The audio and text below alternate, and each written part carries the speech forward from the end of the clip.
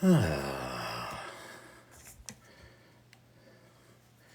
hello, hello, hello, hello. Tobias was shaking. I on China front row. Be not afraid. What's happening? All right. All right, it's happening. Silver Fox early tonight. You were first, I think, Silver Fox. I just saw your name pop up first. Happy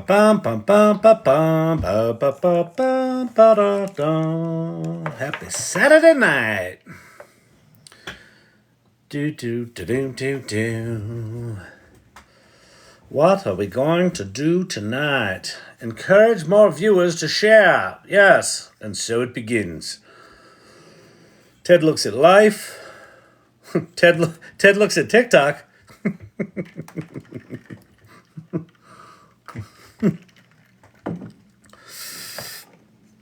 All right. Emilio's wife. In the top 20, anyway. My shoulder's janky. My shoulder's more janky than AI Tools.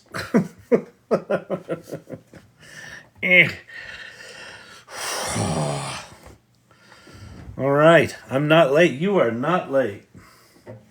You are not late. Champy, do you want to sing for everybody? Or are you too sleepy?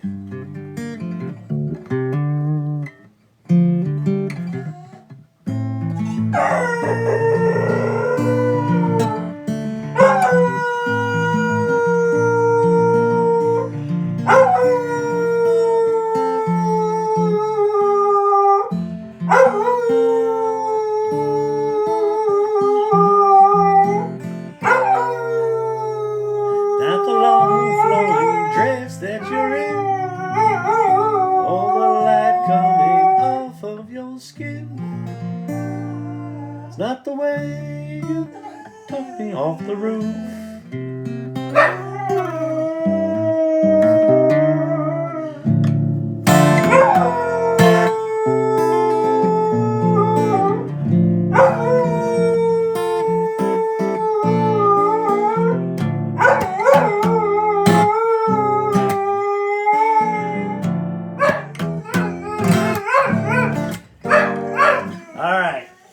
Enough comedy jokes.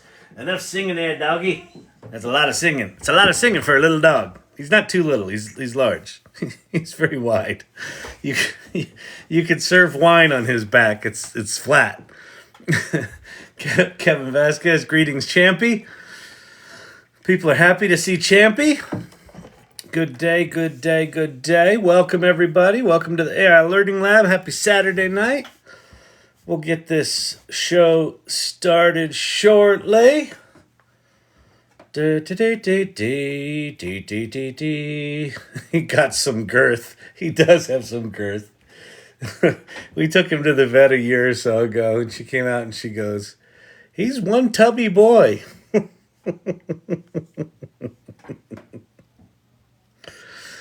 He's one tubby boy. Was that you, Champy? Are you the tubby boy? He's wagging his tail. He knows his name. Like you're playing, Kyle. Maybe we need to hear more of it. Well, the problem with me playing guitar is I can't do it with Champ in the house because you can't play a song. The other problem with my playing is I play okay, I sing okay, but I only know depressing songs. So maybe toward the end of the evening rather than at the beginning, because everyone will just be like, "Oh, God, that's so depressing." There's more of Champy to love. There is. There's a lot of Champ to love. Oh man, I don't know what to do tonight. I was thinking maybe we play around with. We do like a same prompt across. We'll do like ChatGPT 3.5, Claude, Bard, Grok. See how these are all doing. Speed-wise, quality-wise. Although I don't know a great prompt to do across things, so maybe we can figure that out. Pretty ornament. That's from Ted Looks at Life, the AI Learning Lab ornament. It's lovely. It's a lovely, lovely thing. It really is nice. I'm on ChatGPT tea time out for an hour. Sorry about that. Random thoughts. That's a drag. Can you do a catch up on Genesis? I assume you mean Gemini. Wasn't able to hear much about it. I could do a catch up on Gemini and try to catch people up on real versus not. Chunky Johnny Knoxville. Ted has talent. Ted really does. Ted's been killing it with he just knocks out the images pretty consistently. They're solid. That one's really nice. It's got all sorts of cool reflections in it too, like a building or a library or something. Gemini. Oh lordy. I didn't take a nap. Let me have some coffee. All right. So let's see. Where do we want to start? If we want to start with Gemini, let me go look. Let me go grab some URLs first here for a second. Let's see.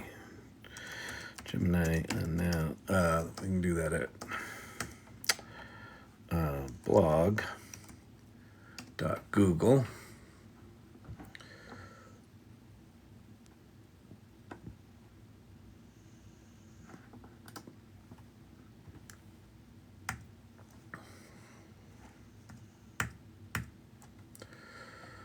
All right. Is this what I'm looking for? Well, we can show the we can show the offending video. That's what I want. I want those things. All right. So let me make those a little bigger.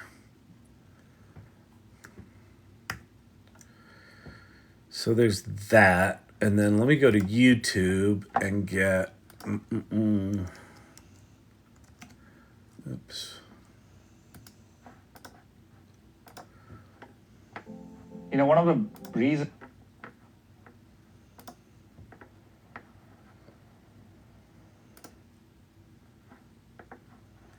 So that's that. And then let me go to Bard. Bard. Okay. So we got those three. All right, so yeah, so this is enough for us to go over some stuff. All right, fantastic. Let's get started, shall we? So welcome, everybody. My name is Kyle Shannon, and this is exactly how I talk. I don't talk different than this. This is how I talk. You might ask, so what are your qualifications? Well, I have no qualifications, but this is how I talk. Definitely.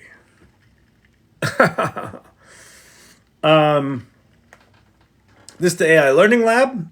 If you are curious about AI, or if you think I look like Tom Arnold, either of those are fine. Hang out.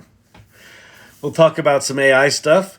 Maybe we'll do a little geeking out, a little demoing, a little question answering. If you have questions about AI, pop them in the comments below. We got mods in here who will pop your questions up so I can see them, because I tend to go down rabbit holes and I can't see everything. So we'll do that. And there was a request to talk about Gemini. So check out corecell.io. Okay, I'll do that in a bit. Remind me later. Let's go look at Gemini. Let's go do that.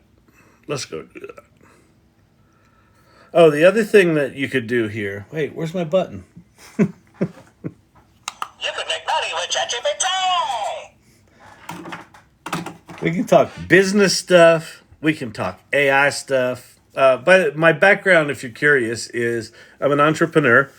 I'm the co-founder and CEO of a company called Storyvine, which is an automated video storytelling platform, which does not, ironically, use a lot of AI, although we are creating Storyvine.ai, a whole suite of new products that are wrapped around our current product. So that I'm pretty excited about. Yeah, thank you, mods, the mod squad. That's good. I like that. Could an AI do a text image like turning a book into a movie? Could it, do text to image like turning a book into a movie? Yeah, in fact, I've got a GPT that I made where I uploaded my screenplay And when you ask it questions about my screenplay, it'll tell you about the scene and then render one of the scenes from in storyboard format. So yes, it absolutely can. GPT-4 can, Copilot can, and there will likely be others coming. But right now, those two are the ones where you can do it within a large language model. It's pretty cool. Okay, so this past week, Google announced Gemini. And one of the things they claimed was they have a bunch of stats here that Gemini Ultra beats ChatGPT 4 in almost every benchmark. Visual benchmarks, video, audio, text, code, reasoning, all of it. Except one reasoning thing. But they didn't actually launch Gemini Ultra. So what we found out is that there are actually three Geminis. There's Gemini Ultra, which this is the one that's coming. Then there's Gemini Pro, which this is the one that if you go to bard.google.com, it's now the engine that sits underneath Bard. Some people are saying it's really good. I figured we might do some testing tonight.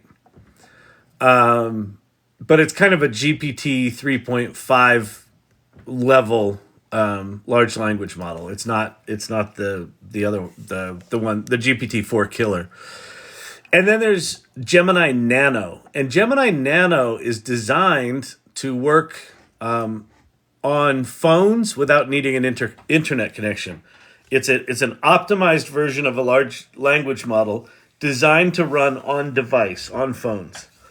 And the Google Pixel 8 Pro has some app in it right now that's leveraging that. So this is going to be something I think we're going to see a lot of in 2024 is smaller, more efficient models that run locally on devices that don't need an internet connection, which is pretty. I find that of all the stuff, I find this one the most interesting right now because it's available.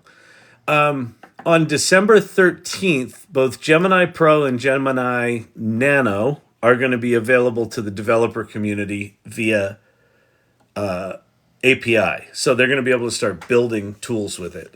And then Gemini Ultra is not slated to come out until sometime after the new year. Are there any AI bots yet that access live internet data? Lots of them. ChatGPT 4 does, Copilot does, Bard does, Pi does. I'm trying to think what else. Let me go look at my list. I will tell you which ones. ChatGPT 4 does. Claude does not. Grok does, but in a weird way. Grok accesses Twitter data, X data. Bard is connected to the internet. Copilot is connected to the internet. Pi is connected to the internet. Perplexity is connected to the internet. There are some models on Poe that are connected to the internet.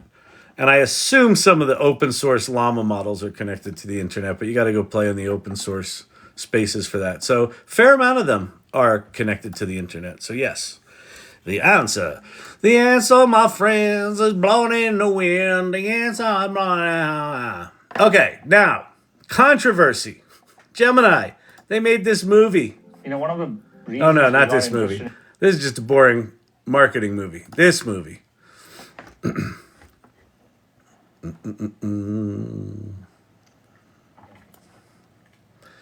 So this movie got everyone all hot and bothered and excited. Hi. Here we go. Tell me what you see. I see you placing a piece of paper on the table. I see a squiggly line. What about now? The contour line. Okay, so couple of things.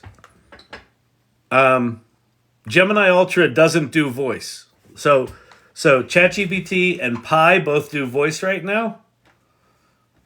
So if I put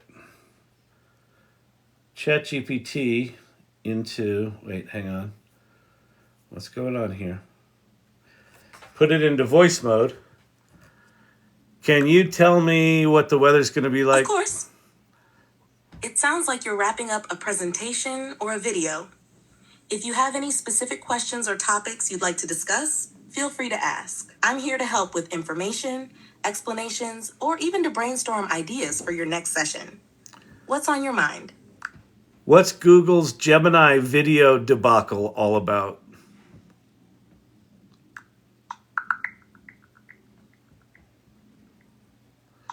That sound is it searching the internet. Google's Gemini AI faced controversy due to an edited demonstration video. The video, titled Hands On... So that video that sounds like it's talking like that is actually not. And then also they sped up the response time. Now listen. Lines are smooth and flowing, with no... A marketing video that speeds shit up to make it look better is nothing new. We've seen it before. It's always done. Why did this one catch everyone so off guard, or not so off guard? Why is everyone flipping out over this? Because everyone immediately went, oh, Gemini's way better than ChatGPT 4. Look at all the stuff it does, and look how fast it does it. And then it was like, wait a minute, is this sped up? And then it turns out, yes, it's sped up. Oh, and by the way, it doesn't talk like that. So whatever. But it does look like it's got some cool capabilities. It's got vision. It can do things like... Make with it. I see pink and green yarn. How about a dragon fruit? Or how about a green cake with a pink heart? Okay, how about these colors? And maybe show me some animals. Okay, now I see blue and pink yarn. How about a pig with blue ears? Or an octopus? Right, so it is not at all clear, like we don't know how fast is the distance between it can see this and it generates an animal here, and was there additional prompting in between? That we don't know. We just don't know. There's marketing and then there's lying. I wouldn't call this lying. What I would call it is not being transparent, right? If they'd put some little text on there that says sequence is sped up for convenience or whatever, right? Voice is a voiceover actor and not a thing. They could have put something in there and it would have been fine. So it's just more a lack of transparency than lying, but whatever, they got busted and now they got egg on their face because we don't have anything we can play with, right? This has been delayed. Now, that said, there are some videos that they put out that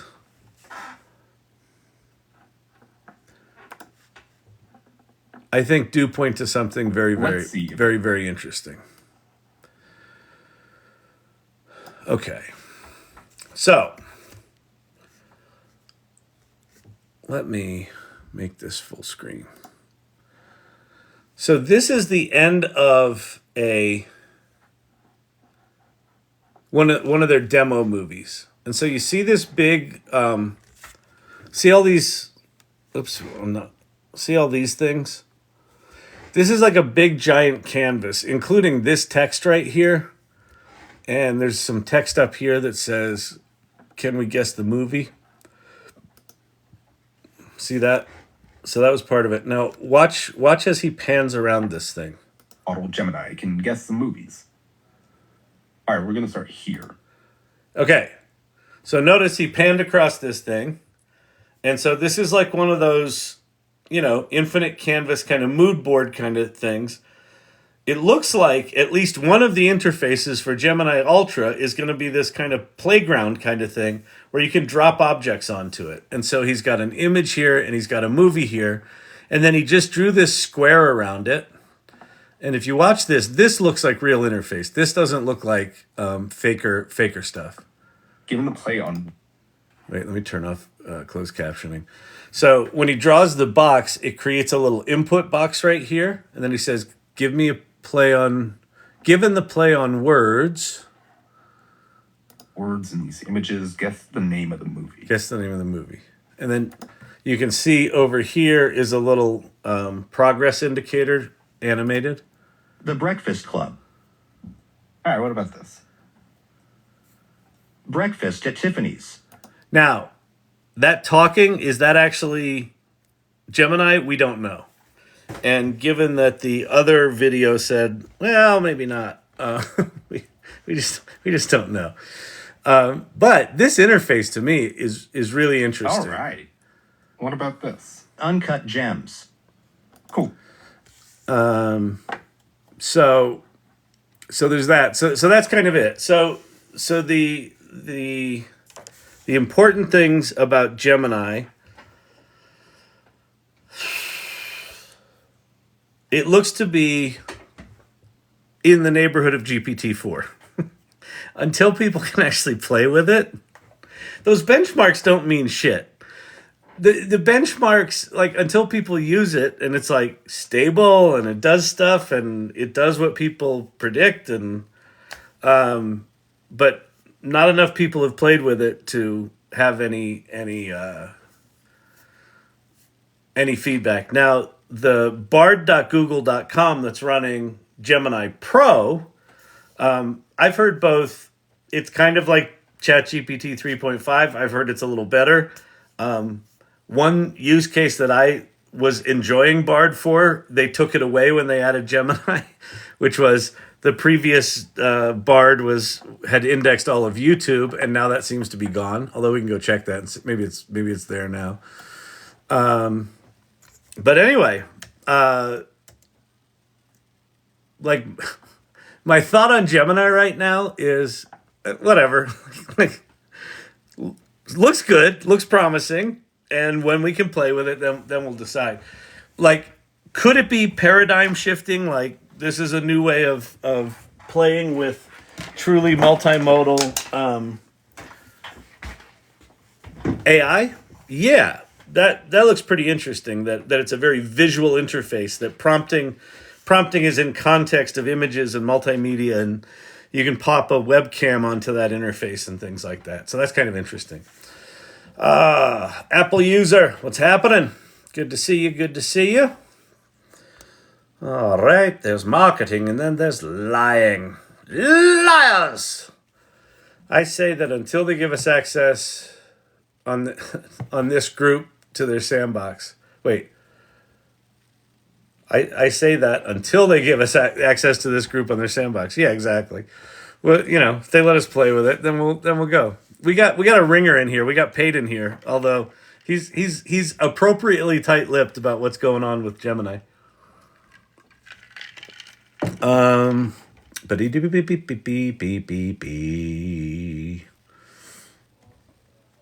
More activity.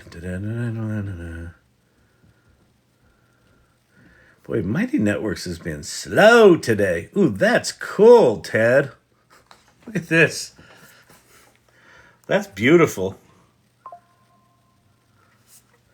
That is very nice. I like it. It's Saturday Night Live at the AI Learning Lab. Jeffrey Lombardo, what do you mean by index of all YouTube? So 3 days before...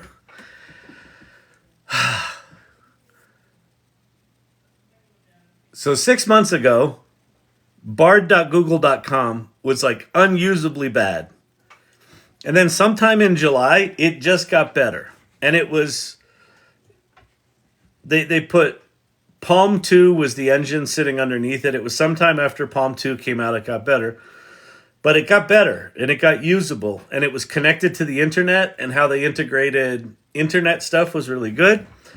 And then throughout the fall, Bard was just getting consistently better. It like wasn't, anywhere near GPT-4, but it was just consistently a usable option.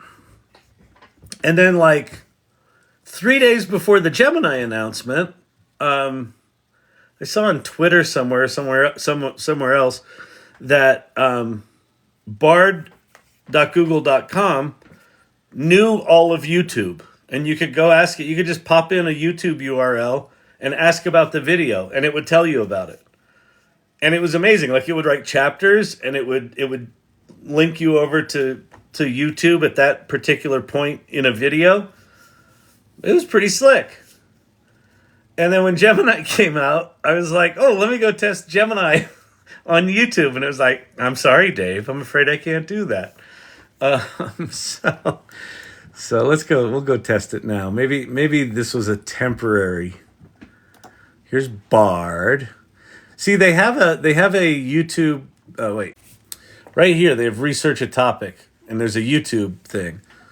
So if I say,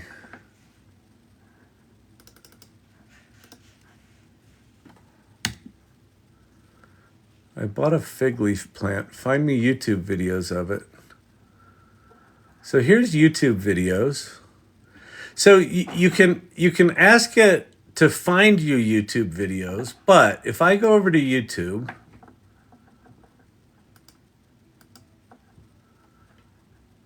and let me go over to the AI. Let's see if our multimodal model Gemini can guess the movies. Let me go over to All right, AI we're gonna start. Learning Lab. Let's see if our And then I'm going to go to my channel. All right, so here's some videos of me blabbering on TikTok Lives. And so I'm going to copy this URL, and I'm going to go over to Bard, and I'm going to go, please summarize this video. Paste in the URL. And its response, as a large language model, I'm not able to assist you with that. I did this week. This worked this week, and now it doesn't. So give it time. I know. Like all this stuff, like it's gonna get there. But I don't know. That's frustrating. So anyway, that's Gemini. You can go play. So if you go to bard.com right now, like what I would strongly suggest is go to ChatGPT and go to Bard and, do the same kind of prompts with them. Let's see if I go to ChatGPT. ChatGPT. I'm in ChatGPT 3.5. Let's see.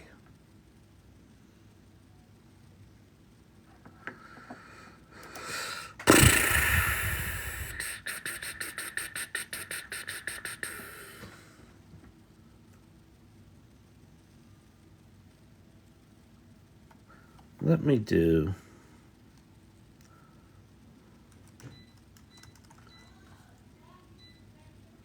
create 10 names.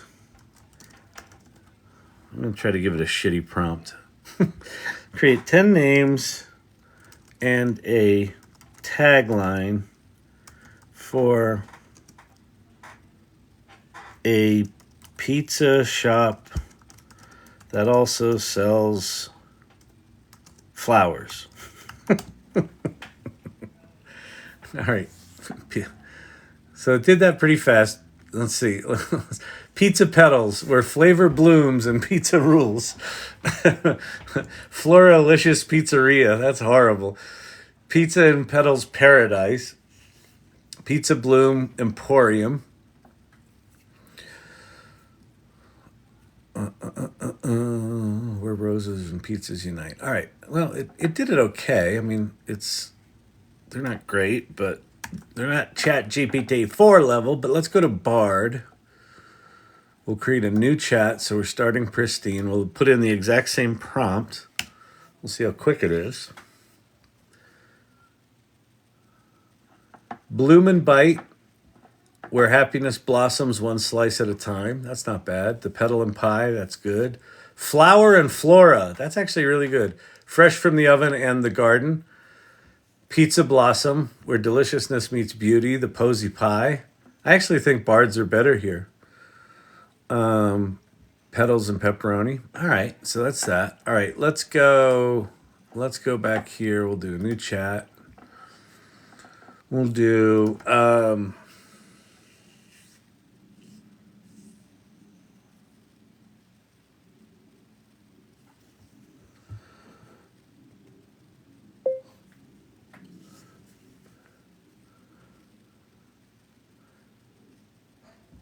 explain the Battle of Gettysburg in a short poem.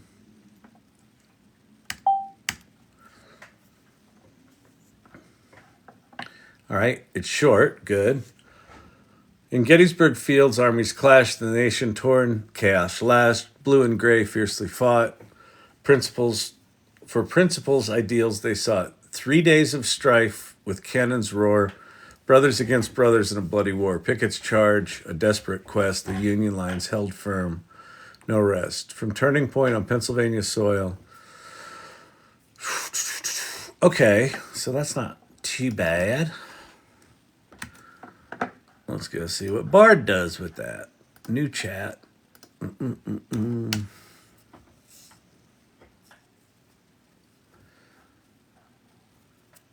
In fields of green, a clash arose, brother against brother, foes. Gettysburg Hill saw bravery bold, as courage met the winter's cold. 3 days of thunder, smoke, and pain.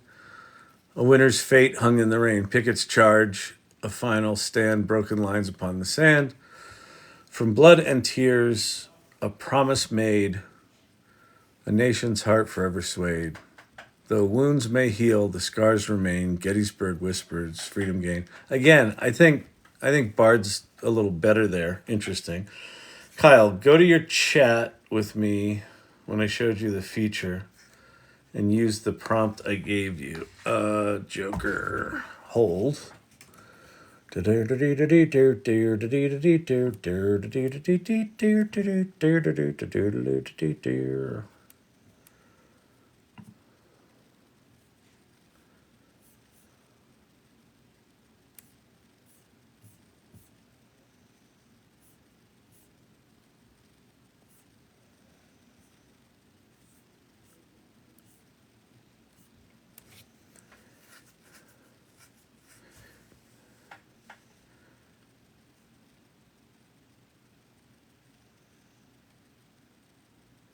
Which one are you talking about, Joker?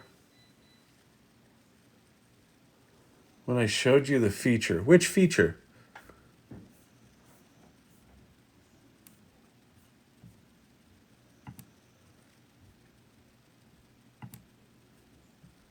Yeah, that's the one. Make sure the extension is on.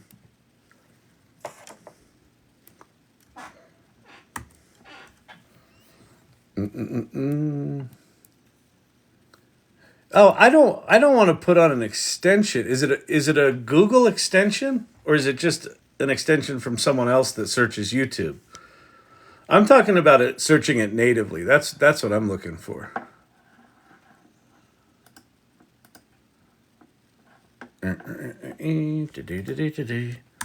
So give me insights of this video URL. Let me go grab it. Copy.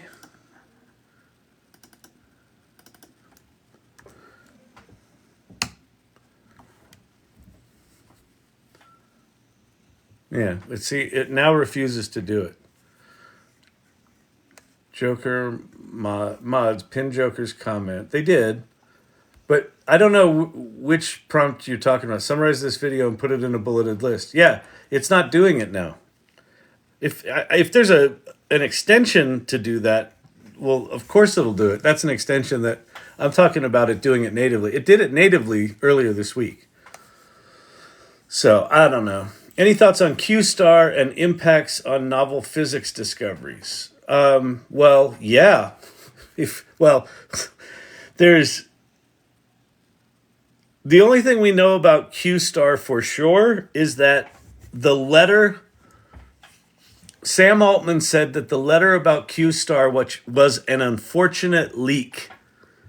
So the letter was from employees at OpenAI to the board saying that they had effectively achieved AGI. So Sam Altman said that was a leak. So he confirms that it's there. We don't know what it is. We don't know, what its implications are, how it's going to be productized or not. We don't really know anything about it until they say something about it. Use Dan. Do anything now. Well, no, I don't sure. I could jailbreak Bard or attempt to jailbreak Bard to get it to do something. But what I'm trying to do here is just see what it does without hacking it. Sure, if you hack these things, you can get them to do all sorts of shit. I'm more interested in what's going on. The thing about novel physics discovery, TK, or TKI, is if you look at what DeepMind just released with material science, DeepMind just found 2.2 million new materials, 380,000 of which are stable crystals. The previous entire known material, stable crystal materials world was 48,000. And now it's 380,000 because of DeepMind. It's a default BARD extension. I just did it. It's not third party. It's a default BARD extension. So if I go to where are the extensions in BARD? Joker. Use the light theme.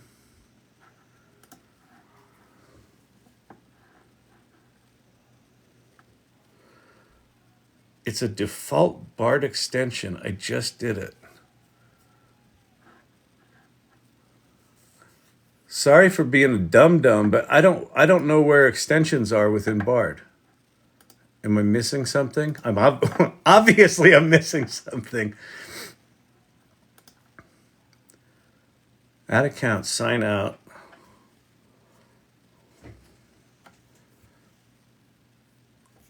BARD YouTube. Hang on.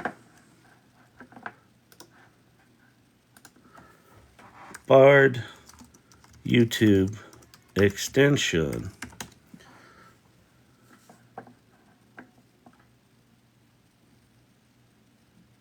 Introducing extensions. Oh, let's go learn together. It's hard to make an idea come to life when the information you need is in different places. But now you can collaborate with the world's information and your own, all in one place with BARD. With extensions, BARD can now connect to Google's apps and even gives you the option to pull in your own information to make it all come together. Like when you're making a plan. Please tell me you're going to show us how to do this.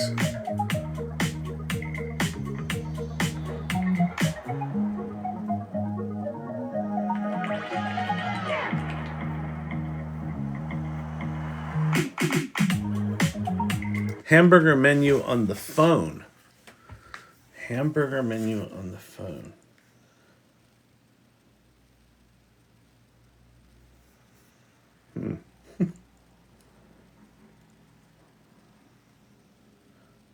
Oh, within YouTube?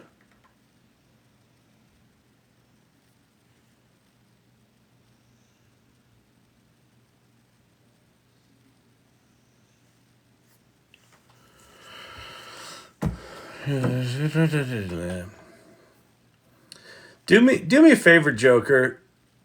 It's a default BARD extension. I just did it. It's not third party.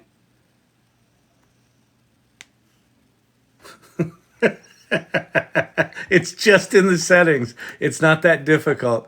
Okay, here I'm in the settings. Use light theme. Respond once complete. Your public links.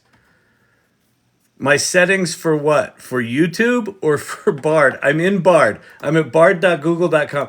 For the rest of you, my apologies. I am clearly clueless on something here, which is cool. It is clear for most of my time here. I'm clueless on stuff. But I know you all are frustrated that I can't find this. Where it's only in BARD. It's only in BARD. I'm in BARD. Okay, hamburger menu. No. It's only in BARD. Where? Kyle, have Joker join the live for the love of God.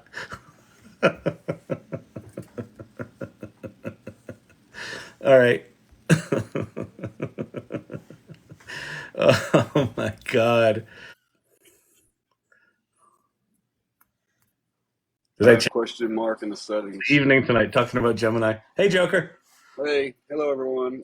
It's an extension. Hello, Joker. Oh wait, I don't think I have my phone audio up. What's happening? Hey Kyle. Hi everyone. It's a puzzle piece next to the your profile picture on the right hand side is the extensions. And it should be on by default. Should be your profile pic, little square thingies, the gear for settings, question mark, and then extensions is a puzzle piece.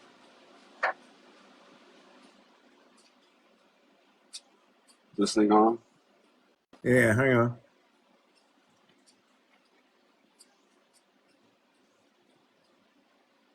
There's classroom. Right up above your, right there. You see me? I see the profile picture. Look on your right hand corner. Yeah. Okay, and what's next to your going to your left? To the left is the and then that. tic-tac-toe box. I don't see your extensions though. There's a puzzle piece next to mine that says extensions. Yeah. I got nothing. Well, you know what this could be? So my Google account is a workspace account. It's not an individual account. Well, that could be it. It's got extensions to Google Flights, Google Hotels, Google Maps, Google Workspace, and YouTube, all on by default. So hang on, that could be the issue. That's probably it. Let me switch my accounts to a different Gmail account. Sure. Because this will at least make me feel less insane. Oh yeah, now I got a puzzle piece. All right. And YouTube's on. Okay. All right. So again, Pate. So all right, Joker. Thanks, man. All right. So this is turn on dual camera again. So this is an important thing to know. And this is frustrating as fuck. So first of all, there's a lot of cool things that Google does if you don't pay for it. If you pay for Google, they're not giving you any of the new shit because they're not doing new shit for Workspace accounts. I assume because the permissions for Workspace accounts are a nightmare. So they're just doing it with individual accounts. But the effect on end users is, so let me get this straight. If I pay for Google, I don't get to use the new shit, which is the complete opposite of every other software company out there, right? You know, ChatGPT, you pay your $20 a month, they give you access to the new shit. Google, you pay your $28.57 a month, and you don't get anything. So anyway, all right. But now I know. So if I want to do barred YouTube searches, I have to use my individual account. I think that is a pile of crap. But I understand why they're doing it. I'm just saying, it is a crappy user experience. All right. Whew. Good Lord, people. Good Lord. I can't. It's like we're trying to land the plane after the pilot's had a heart attack. It's totally like that. All right, let's start over. Hi, everybody. My name is Kyle Shannon. I am clueless, but I wasn't. So, okay, in my defense, it wasn't me. It wasn't me.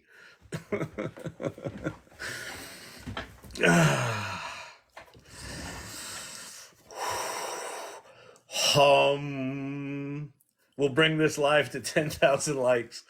Oh yeah, we're only at 5,000 likes, people. We gotta up the game there. I don't know why you wouldn't be liking this. You're not enjoying watching an old man flail trying to get his computer to work?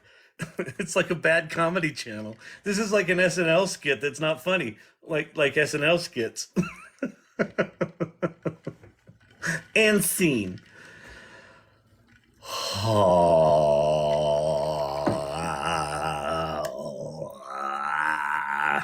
All right, let's start over. We have Ted's lovely ornament for the AI Learning Lab. That's our AI Learning Lab ornament from Ted. It's lovely. It's lovely. My mouth's all dry now. That was, I'll tell you what that experience was like. That was like having a dream that you were live on TikTok and all you had to do was find the puzzle piece on screen. And for an hour, you couldn't find the puzzle piece on screen. It was just like a nightmare, except it was real life. All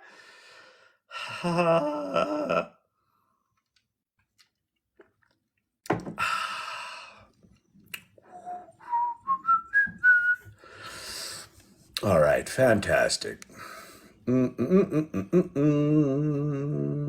Just left a question in 0. Kyle, have Sherry D, have Joker join for the love of God. We did. We solved it. It's good. We're all good. This is awesome. Yeah, I don't know your definition of awesome, Jeffrey Lombardo, but I'm pretty sure you need a dictionary. That seemed to me the absolute opposite of awesome. This is your brain on AI Learning Lab. Fuck. Here, let me just drink a little more Windex. Oh. I can't find it either. Yeah, Mumphy, because you probably pay for your Google. The Mad Libs challenges are so creative. I know they're really good, aren't they? So actually, why don't I haven't talked about the AI Salon. So let me go look at some of these images here. Mad Libs challenge with a twist. So Danielle, be not afraid, on the AI Salon has like twice a week now been putting out these Mad Libs challenges where she'll write a prompt with variables in it, and then the community goes and makes images, like swell images like that, by changing up the Mad Lib. And they're really cool. Ooh, these are beautiful. Here's one from Sherry Banks. Oh, Sherry Banks snuck a hedgehog in there. A little hedgehog. Very nice. Ooh, that's beautiful. Lunar Stick. Very, very cool. Be not afraid. What's happening? Very cool.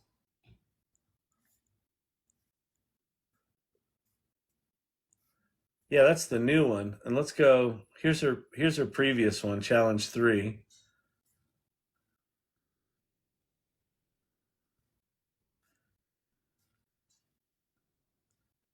So like I'll read Challenge 3. So Challenge 3, wait, Lunar Stick. Such a great community event to participate in. Yeah, it's really cool. Create a detailed artwork of a adjective / type of building that stands in a world where elements of historical era and futuristic element coexist. Oh, that's cool. Use your artistic medium to blend these themes together, creating a sense of emotion in your depiction. And her example prompt for number 3 was create a detailed artwork of a replica of the US White House shown off in the distance that stands in a world where everything else is part of the Paleolithic era and futuristic holograms are walking around coexisting. Please use vivid colors and a photorealistic and HD capabilities to blend these themes, creating a sense of awe and wonder in your depiction. And so there's her Paleolithic holographic White House. That's super cool. So cool.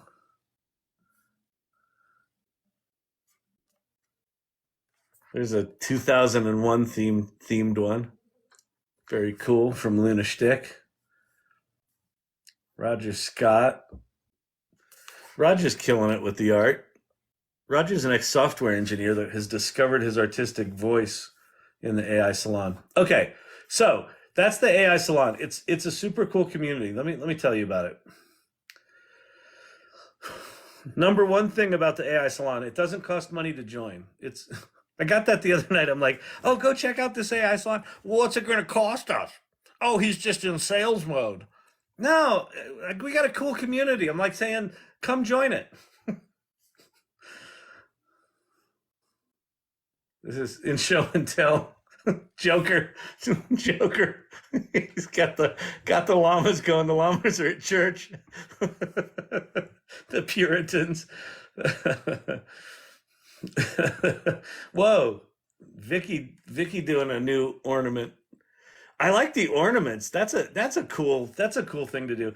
So what you should do if you're a part of the JRC, the EU's got their thing. If you're part of the AI Salon, go do Danielle's Mad Libs #4, which is in Leah's art group. And then in show and tell, maybe do something. I love these ornaments. Maybe do some ornaments. We can get a whole bunch of ornaments going. And let me tell you about the AI Salon. All right, there's our cool new logo and the URL. So if you go to that URL, that's a link tree. The very first link is the link to the community, which is a Mighty Networks community. So just click on the first link and then go sign up. And when you get to the site, it should dump you right into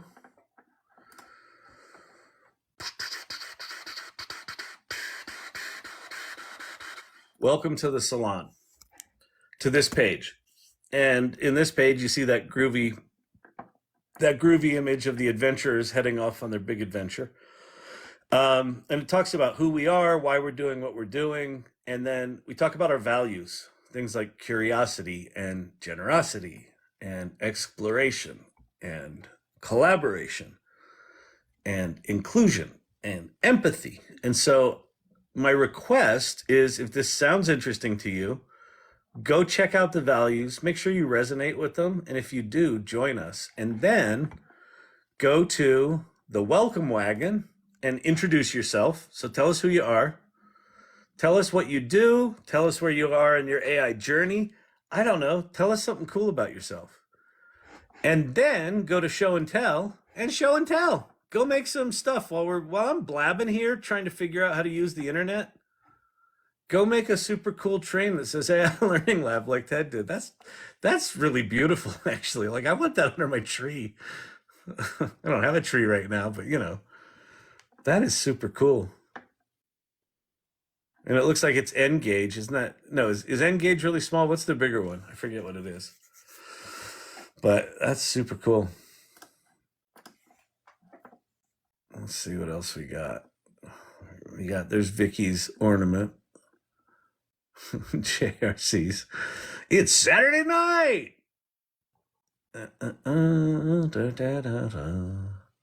Chris Ramsey. Any experience making a calendar? My experience making calendar. Experience my calendar making GPT. Calendars are a great gift idea. Oh, that's cool. What a great idea. Oh, that is a great idea. Huh. Let's go play with it. Provides creative and practical guidance for designing 12-month calendars. What are the best fonts for calendar dates? How do I arrange photos? How should I design my January page? I'm going to go, where do I begin? If I want a calendar featuring odd animals like llamas, hedgehogs, turtles, gummy bears, and blue rubber ducks. These are now the official animals of the AI Learning Labs. So we're going to go make a calendar. Theme development, choosing images, monthly themes, design layout, special dates.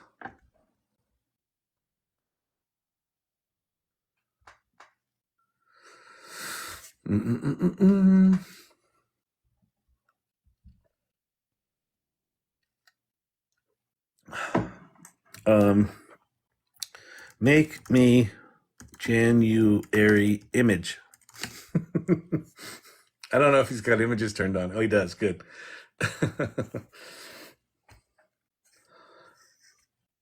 Random thoughts. December ornaments, January snowflakes, February hearts, March shamrocks. Oh, that's cool. Yeah, those are good.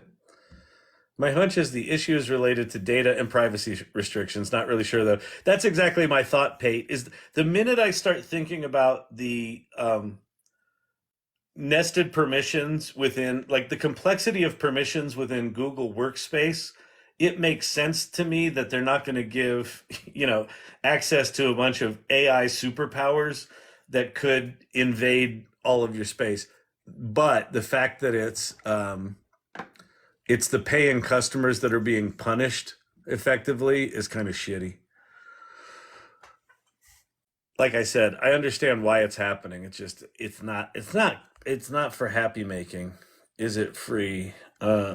I'm at work and some stuff came down the tube, and about 3 people gathered around me while I was helping.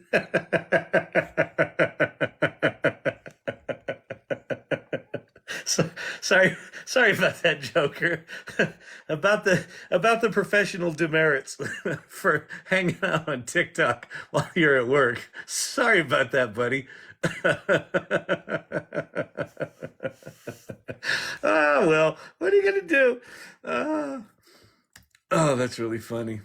Well, hopefully your coworkers have a sense of humor or patience. Oh man. Oh, let's see. I just fumbled around, accidentally shared the live I was watching with myself. That's funny. You can increase the font if you need to, Kyle. Wink, wink. Yeah, I could do that. I could make it easier on people to see. You know what one of the problems is? When I have my screen at normal brightness so I can see it, it's totally blown out on TikTok.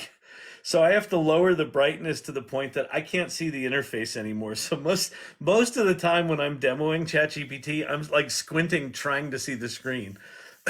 So it's just at some point I'm going to turn this into a professional operation, and then you guys watch it. Then it's going to be less fun.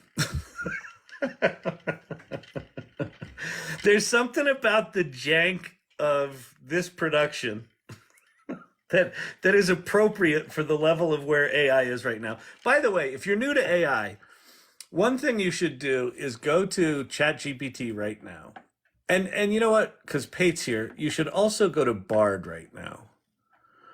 But just go to ChatGPT and let me get you the URL.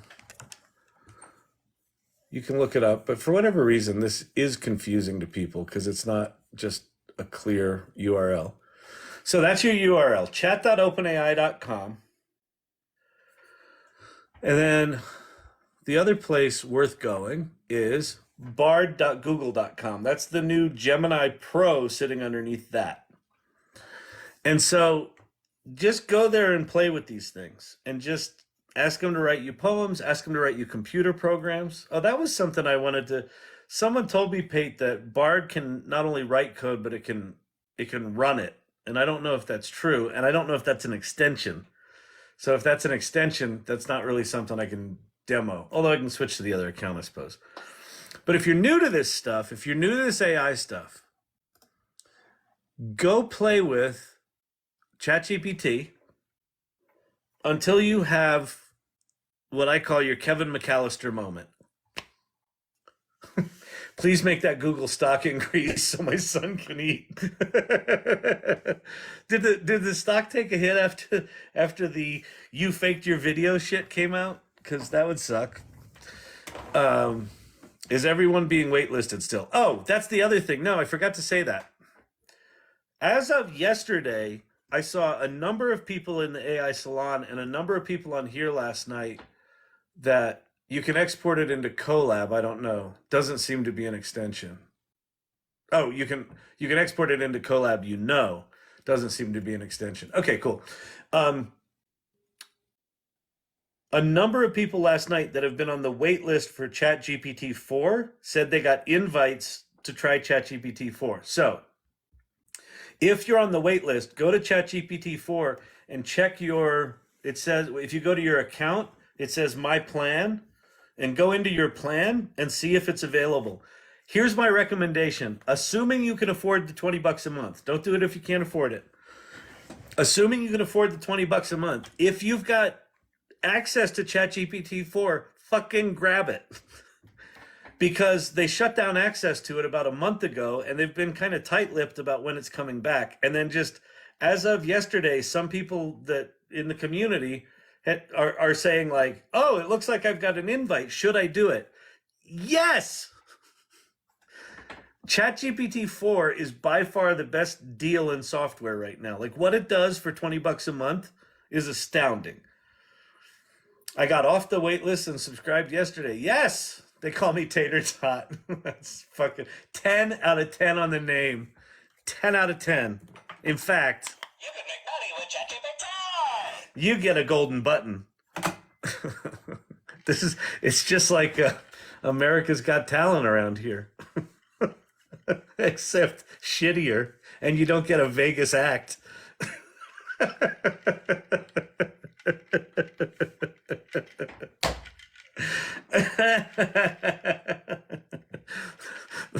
There are people in here saying they watch this instead of TV now. How bad is TV that this is the entertainment? Where can I subscribe? Sorry. All right, let me show you where to subscribe at ChatGPT. So you go there, chat.openai.com, and then you will come to this page. It'll look something like this, probably like that. And then down the left-hand side, you're going to see, I think you're just going to see like that, your prompt history. And it'll say ChatGPT 3.5 right there. Click on your name and go to My Plan. And then in here, if it says upgrade your plan and it's active, like my current plan is Plus, I'm paying $20 a month. If it's allowing you to upgrade to Plus, do it. Just do it. And if it's not, get on the wait list. Sign up for the wait list. And then your ChatGPT will go from looking like this to looking like this. And you're like, but Kyle, it's exactly the same. No, it's not. Look, this is free. This is $20 a month. You're like, but Kyle, I don't see the difference. Well, you got to pay attention, people. It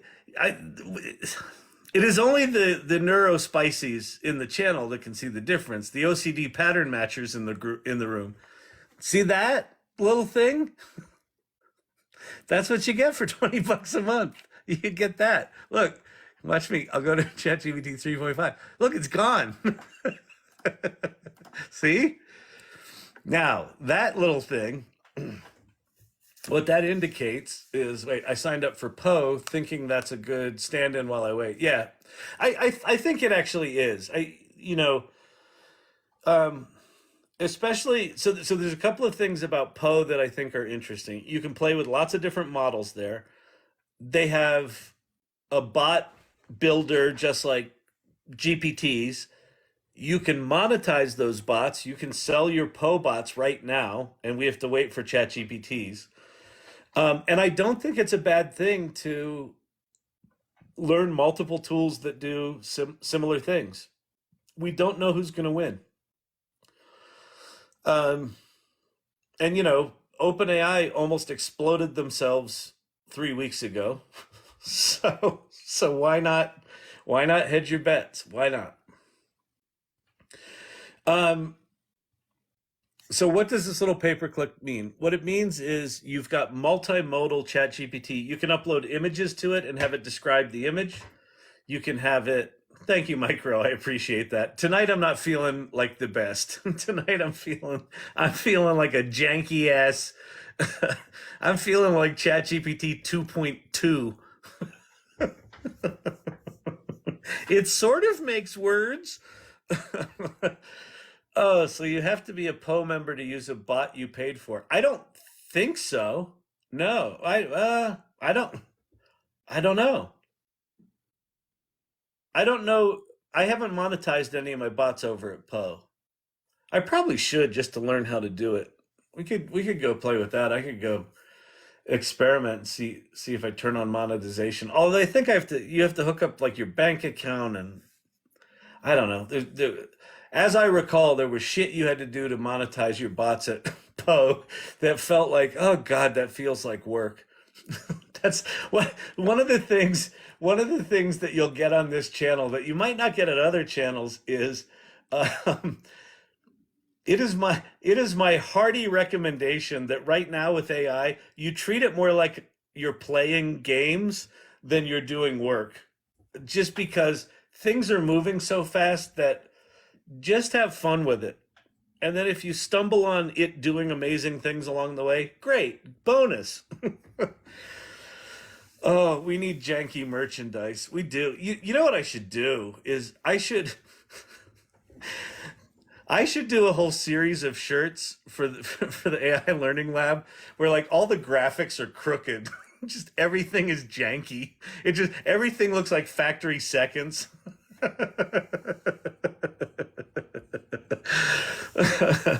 Kyle, sir, you are a dynamo.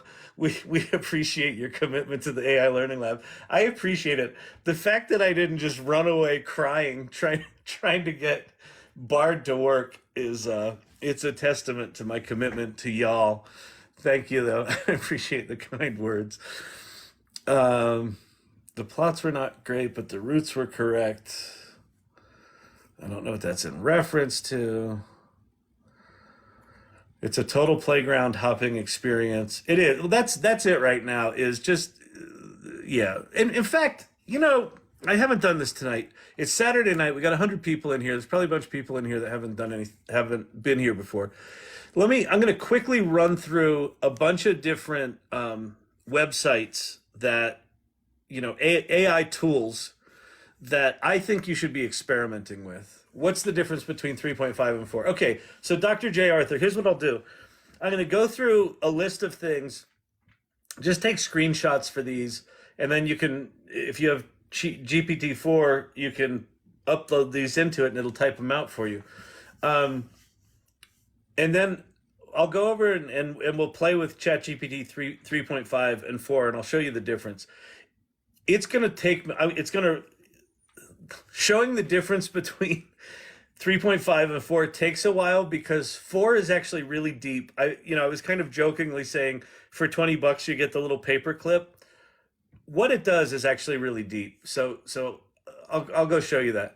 But let me go through this. So this is where you should start out. If you're a developer, you can go play in the playground. If you're not a developer, if you're not geeky and you don't like geeking out, just ignore this half.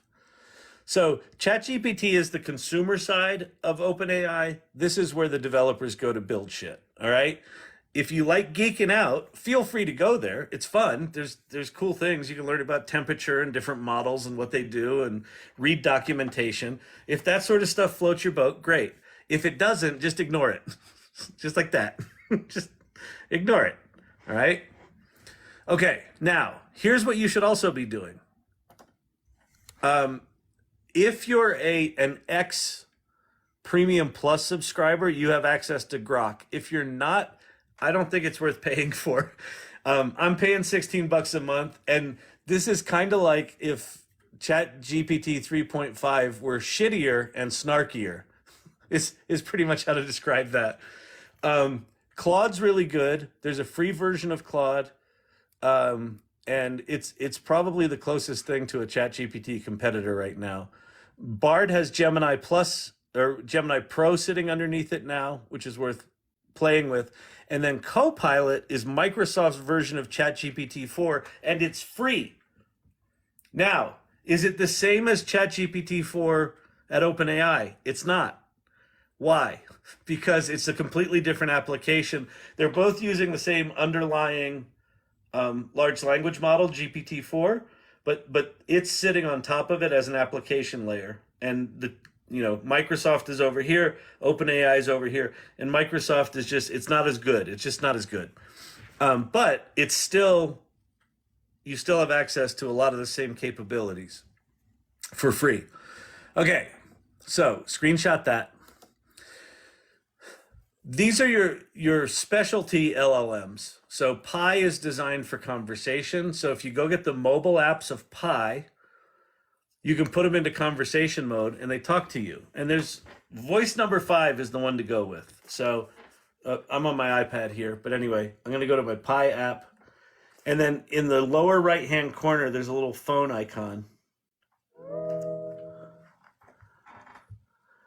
Hey, it's Saturday night, and I'm a Gen Xer. What music should I be listening to get in the party mood?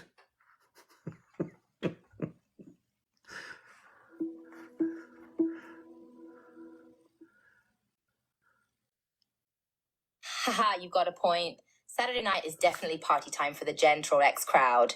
If you want to feel that old school party vibe, I'd recommend some classic hits from the 80s like Whip It by Devo, Rock the Casbah by The Clash, or even Billie Jean by Michael Jackson. Isn't she cute? She's voice number 5. Is Claude multimodal? Claude is not multimodal yet. All of these things are going to go multimodal in 2024, I have a feeling. So the thing to know about Claude is that Claude is from a company called Anthropic.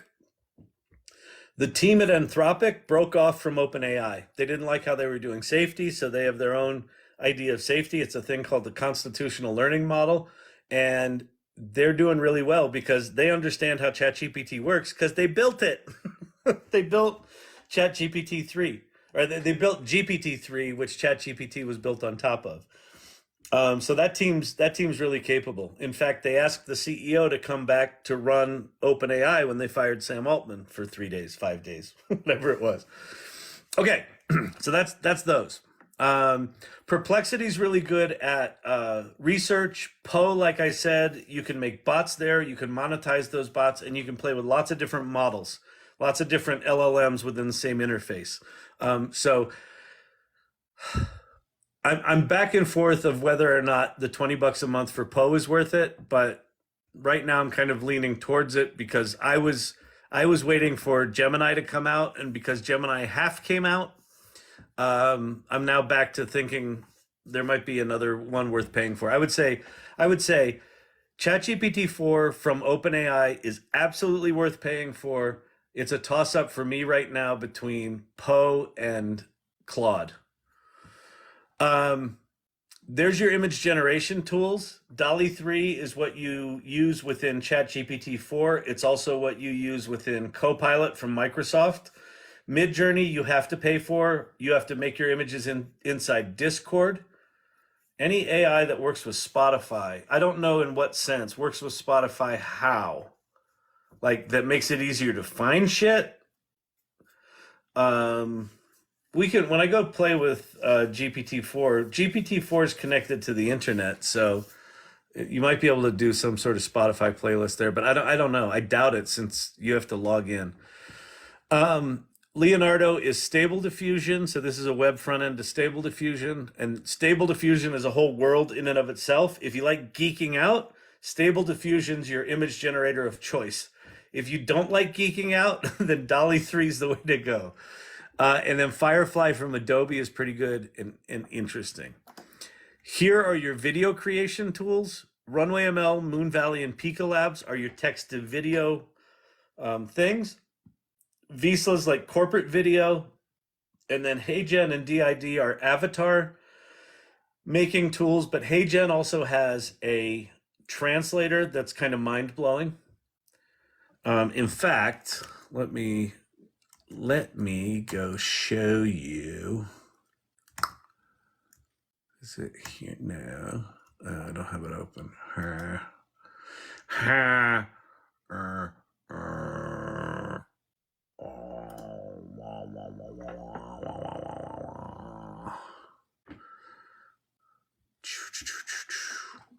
So HeyGen does this shit. So we've heard from a number of clients that modular content is important to them, getting more efficient with how we create content and how we leverage content. Clienti dicono che il contenuto modulare è importante, rendendo più efficiente la creazione dei contenuti. Behind me, you see these little green boxes. That's how we think about stories at Storyvine. We break stories down into little atoms, right? Little modules. Dietro di me vedi queste piccole scatole verdi, così pensiamo alle storie. A Storyvine I've never said Storyvine like that in my life, but now I do. And then I don't know if you knew this. It probably is obvious by looking at me and listening to how articulate I am. But I also know I'm fluent in Mandarin Chinese.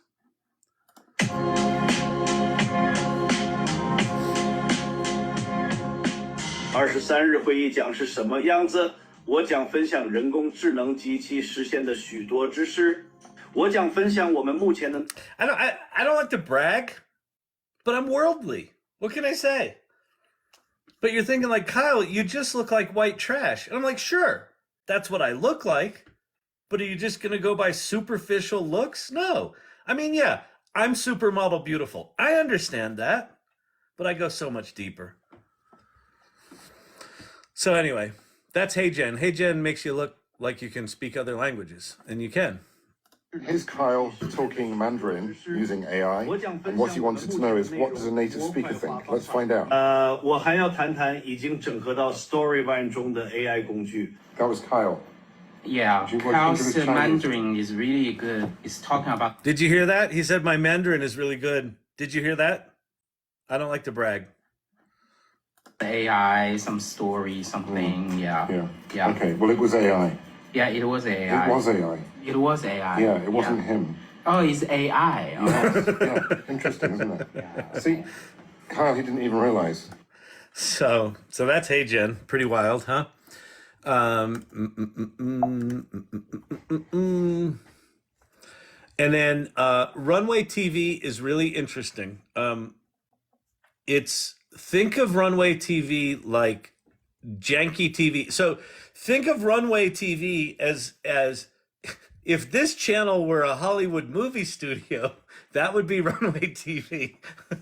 It's got a similar level of production value. Actually, it's got more. But it's super janky.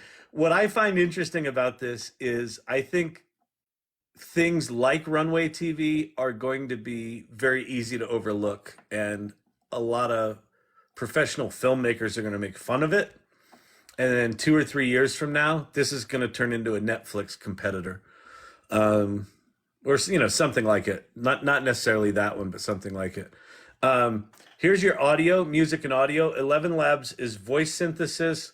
Refusion and Suno are music generation. And then SoundRaw is like loop composition really, really quickly with AI. So take a screenshot of that.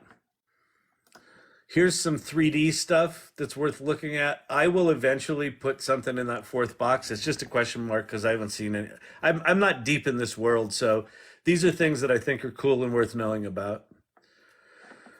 And then finally, here are people you should follow. If you're curious about this stuff, you should follow these people. Ethan Malik, you should follow him on Twitter, LinkedIn, and his blog.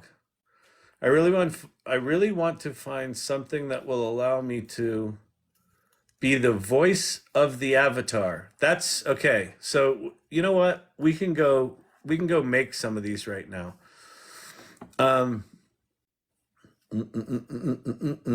Here, let me show you something. I'm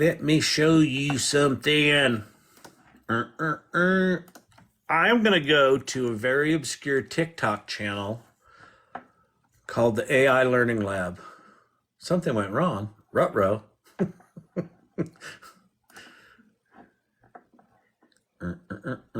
There we go.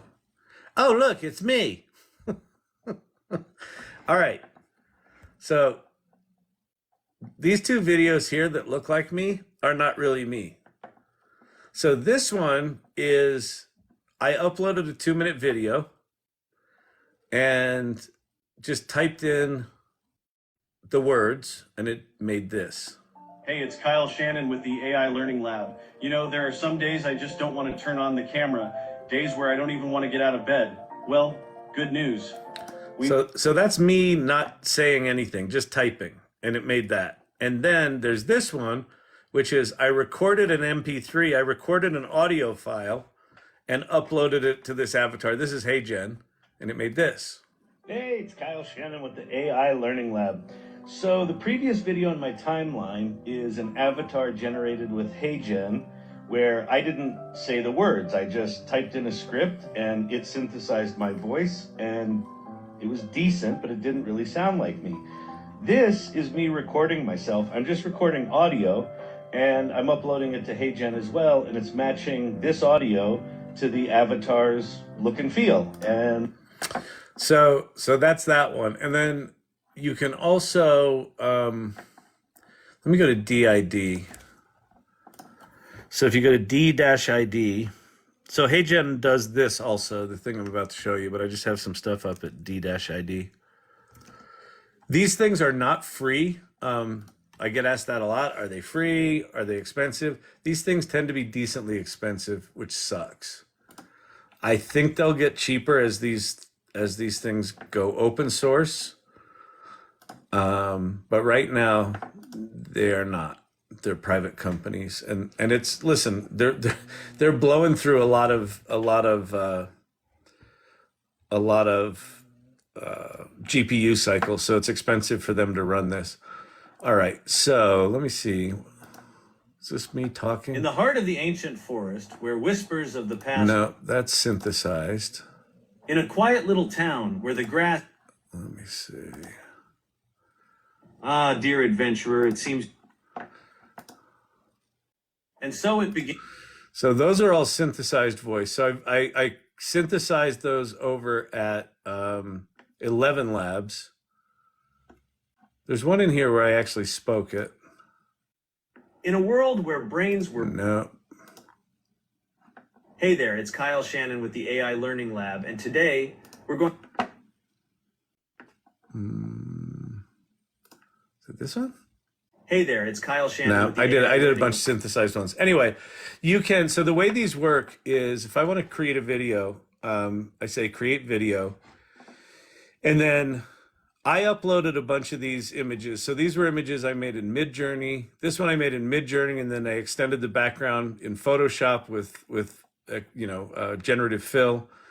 And then you can either type in a script here, and you can pick different voices.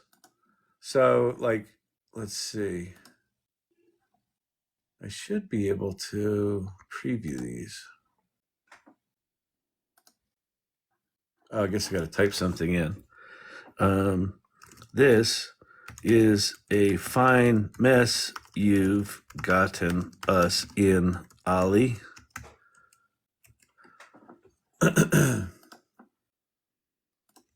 This is a fine mess you've gotten us in, Ollie. This is a fine mess you've gotten us in, Ollie. So you can just go, This is a fine mess you've gotten us in, Ollie. A lot of them are bad. Or you can upload audio.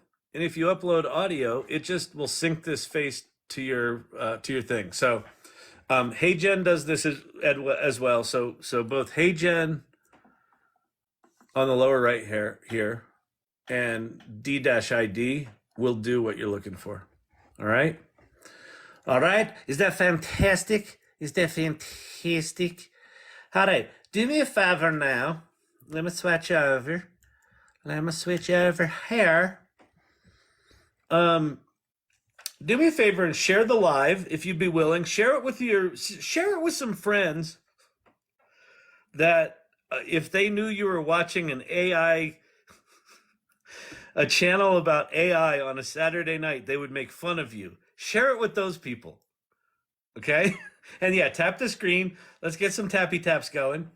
I really want to find something that will allow me to be the voice of the avatar. That's what I just showed you. So that should be covered. If there are still questions there, let me know.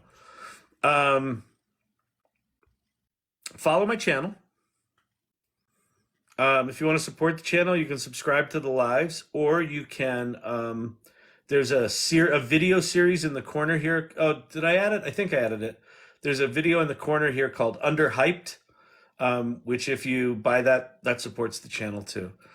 There's an older gentleman in my town, a barber with Parkinson's, but that's beside the point. One of two. All right. What is the point there, Joker? Joker just wants back up on stage. Share the YouTube about the German promptographer. he had a lot of AI art on his Facebook. He removed it all because it offended an artist friend. Sad. Yeah. It's the level of misunderstanding and fear around AI right now is pretty shocking. But go look at every technological advance in history, every single one. When digital cameras came out, the film people yelled at the digital camera people. When computers came out, the typewriter people and the line paste up guys in ad agencies that made horizontal rules and vertical rules with tape, like literal tape on a pasteboard. They didn't like snot-nosed kids like me that came along with Quark Express and said, look, I can just draw a box. Isn't that cool? And they were like, oh, fuck, there's my job. So every time there's a new technology, there's going to be that kind of resistance. The thing that drives me crazy about this AI art thing and the resistance to it is, okay, sure, the machine does the generation of the art, but then it's the artist that says, here's what I want the image of, and of the 27 versions of that image that I created, this is the one that I'm choosing to put in the world. You know what else is like that? Photography. You point it and you go like this, click, and it makes an image. Well, why is that copyrightable? Why is that art? Well, because they do a lot of clicks and they aim it at certain subjects. And then they take it into Lightroom and they fuck with it.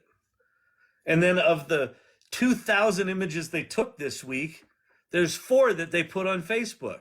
How is it any different than that? It's not. But because it's a different tool, everyone's up in arms about it. And they also don't understand it. They think it's copying and pasting from other people's work, and it's not. It's generating original pieces. Generating. The G in GPT stands for generative.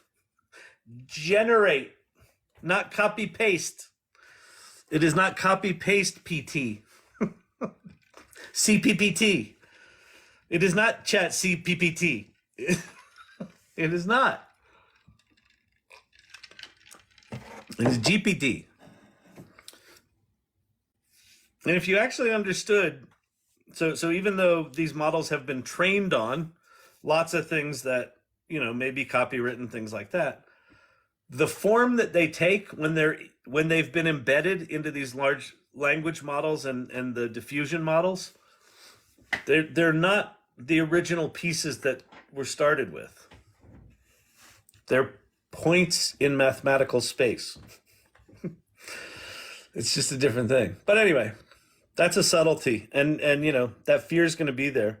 And I think that artists and creatives and writers and knowledge workers absolutely have the right to be terrified and pissed off.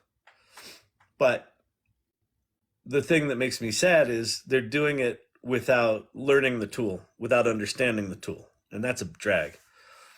And that's why this channel exists, quite frankly. There's a lot of people that are in here that come back regularly that are totally into this AI stuff now that weren't when they came in here. Why? Because once you try it, it gets a lot less. You realize that they're really imperfect tools.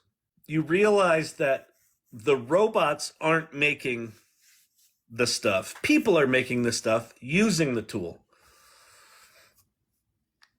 So, yeah, that's sad. That sucks. Well, I'll tell you what, Joker.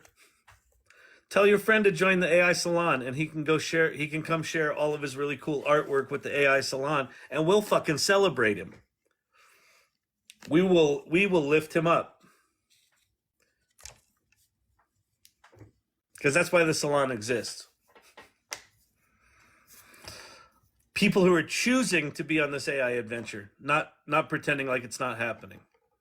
I mean, here's the thing. Listen, I've written 7 screenplays. I've written a one-man show. I'm a photographer. Like, I'm an artist. I have a fine arts degree in acting. I absolutely get all the issues. And I get why people are pissed off. And it doesn't matter what any of us think morally and ethically about these things. It's coming anyway. Like it's like it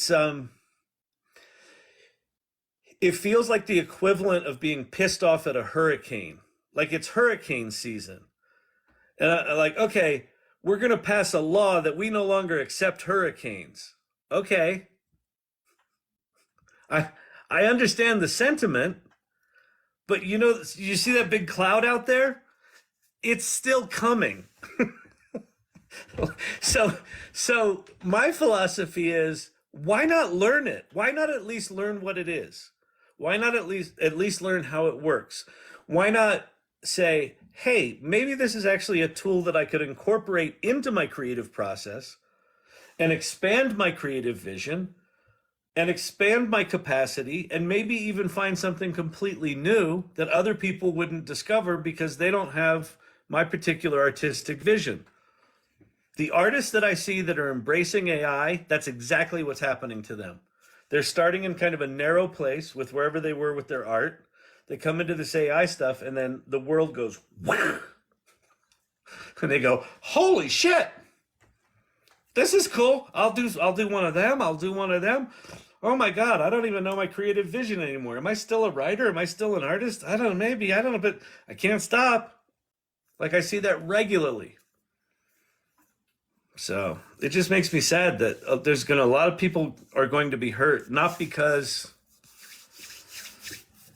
they've done anything wrong, just because they're missing the opportunity to learn these tools at the foundation, at the early level.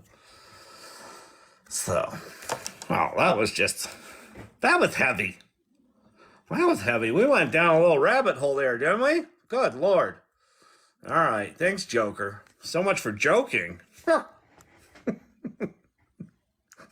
And then you bring up that he's got Parkinson's, which is irrelevant to the story. He should still come along to the AI Salon.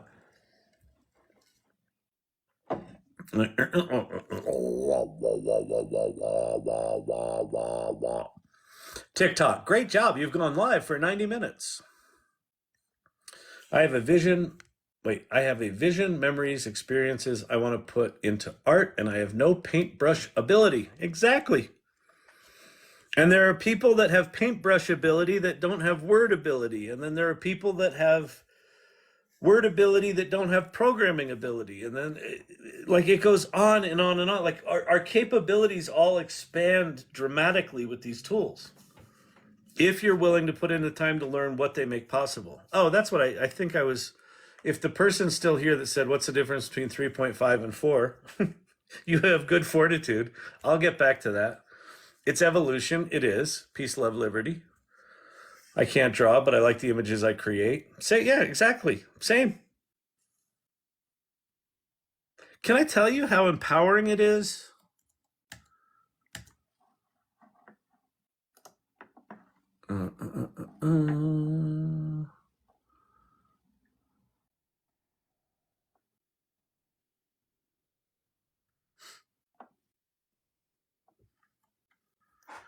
Fine salmon.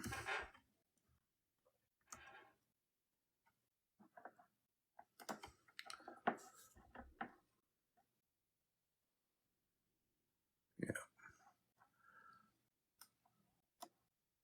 So one night in here, someone asked me, they said, Kyle, Kyle, let me ask you a question. May I ask you a question, Kyle? And I said, sure. And they said, hey, Kyle, listen. They said, you mentioned the other night that ChatGPT would probably be good at storyboarding. How do you do that? And my response, which is my typical response, which was, I don't know. Let's go try.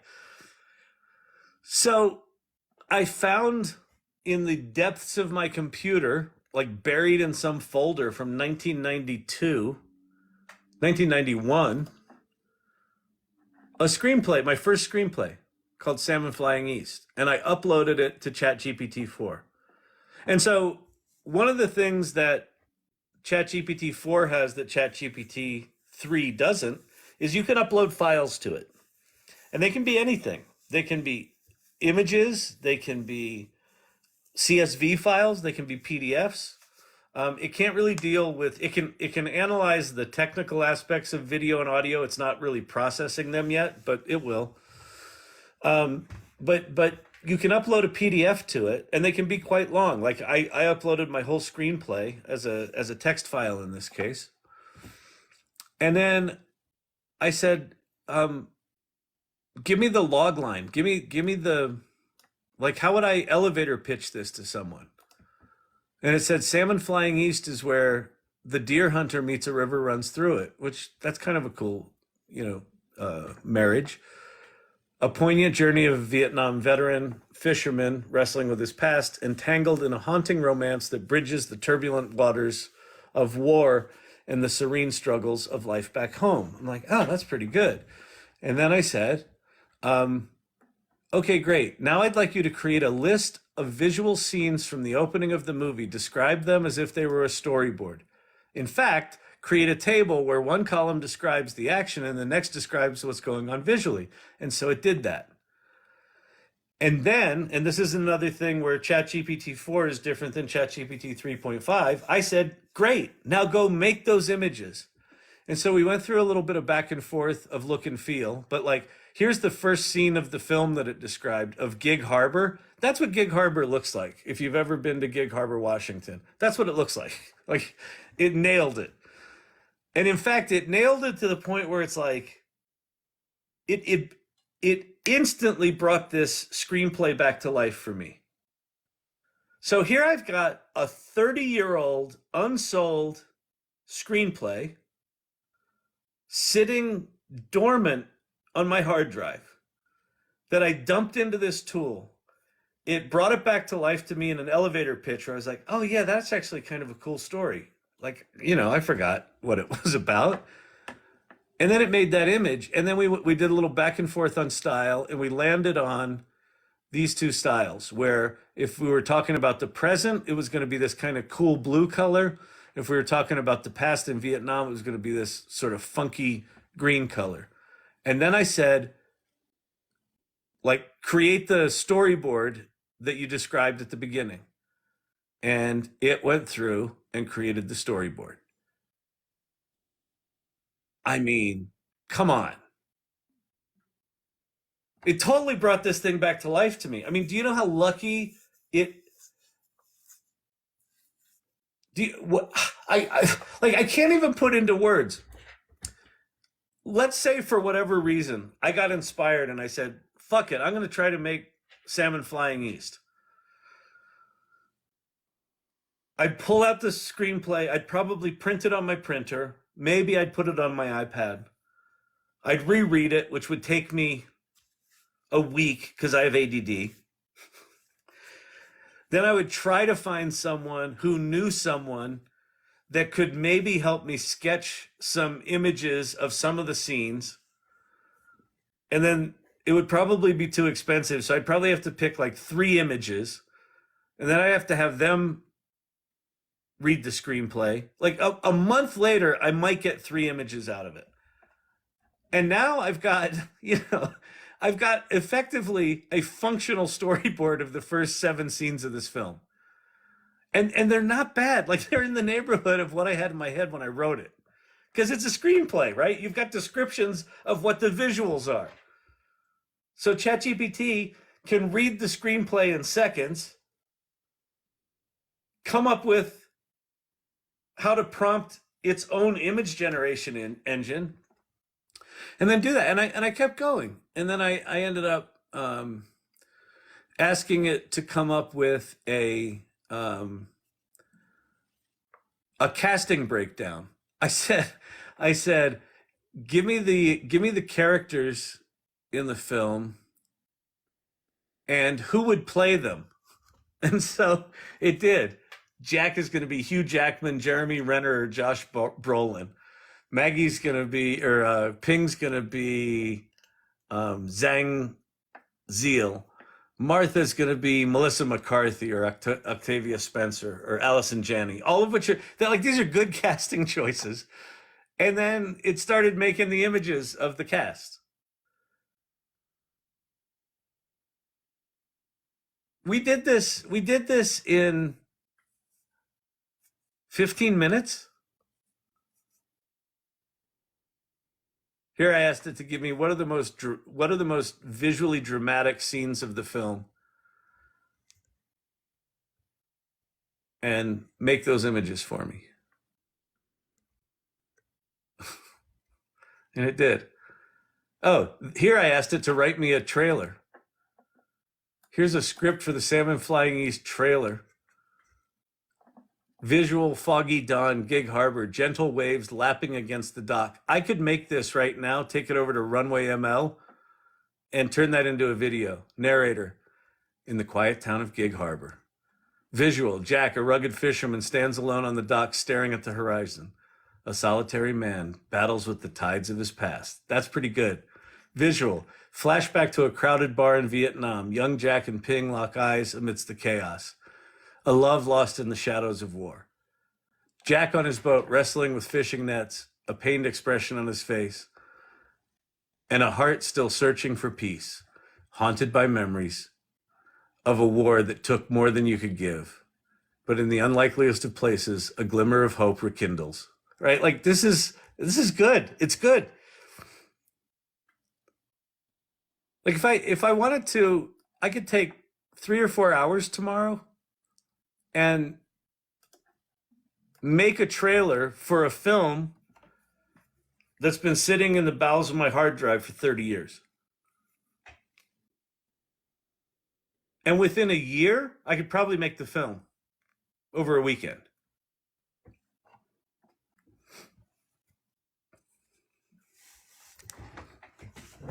Tell me that's not cool. That's not cool. Okay. Every time this was, I did a LinkedIn post about that experience of doing that on this live, and I finished the LinkedIn article with, if someone still tells you that large language models are stochastic parrots and they're not valuable, they're not creative, have it read one of your screenplays and create storyboards for it. You tell me it's not fucking creative. It's fucking insanity. It's fucking insanity. Thank you, digital gods. That's very generous. I appreciate that a lot. Amazing, isn't it? This is crazy. I want to get into Gemini. You can. So Gemini, just go to bard.google.com. That is Gemini Pro, which is their middle tier. They've got 3 models. They have Ultra, which won't be out until the new year. That's the fancy one. They have Pro, which is sitting behind Bard right now. And then they have Nano, which if you have a Pixel Pro 8, there's an application right now that uses it. But basically, Nano is designed to run locally on a phone, which is amazing. So if you want to get into Gemini, just go play with Bard. That is Gemini. So what I would say is a good exercise would be go to ChatGPT, go to chat.openai.com, go to bard.google.com. And I did this a little bit earlier. Just put the same prompt in both of them. Just put 2 windows side by side and just put the same prompt in them. And mighty show and tell break. Okay. So what I'm going to show you now, Ted Looks at Life said that show and tell's looking good, that I should go look.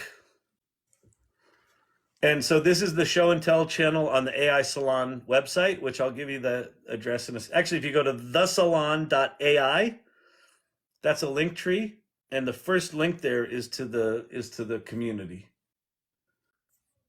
Hang on, my Mighty Networks is being very slow loading images. Come on, you can do it. You can do it. Come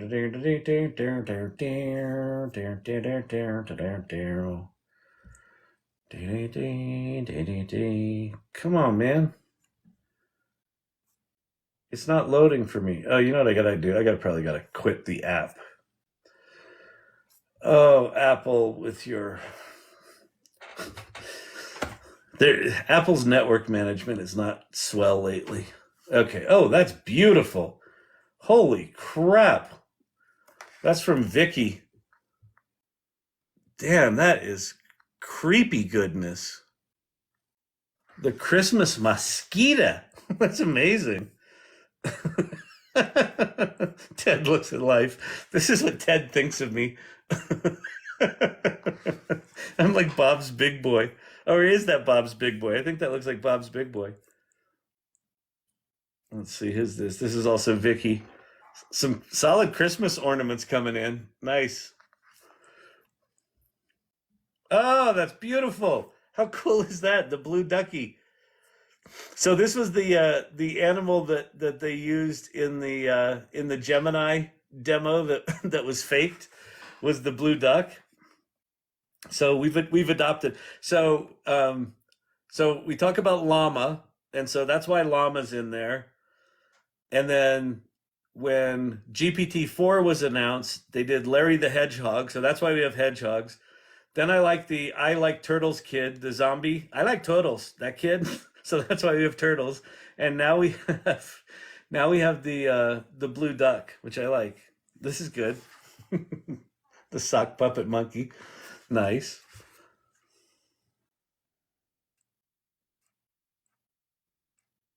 Come on.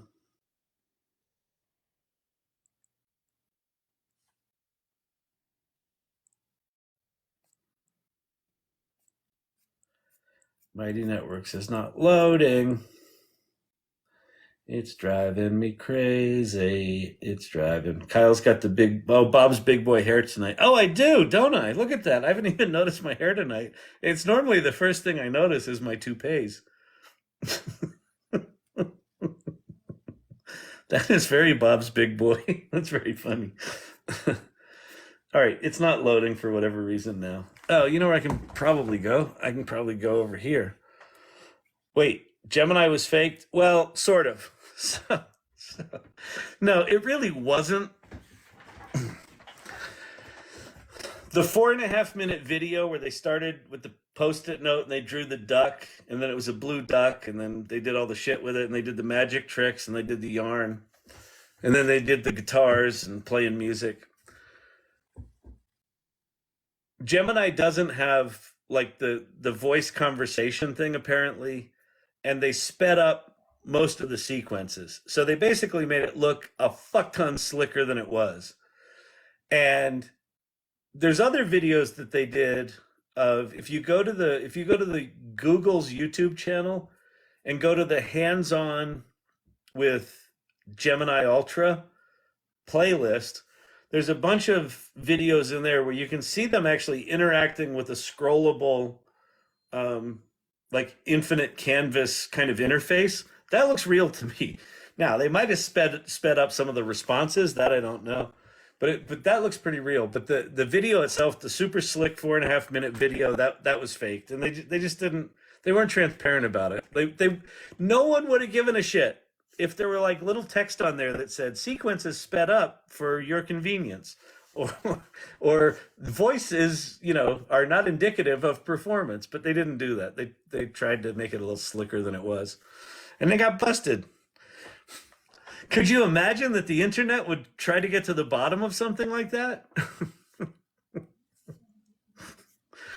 Have you been on the internet? You're Google. I don't know what to say. Man, that's cool. The Illinois State bird, that's cute. Oh, I was going to go over here. Hang on. Let me go to the AI Salon here. It's my iPad. You know what? Maybe I need to restart my iPad.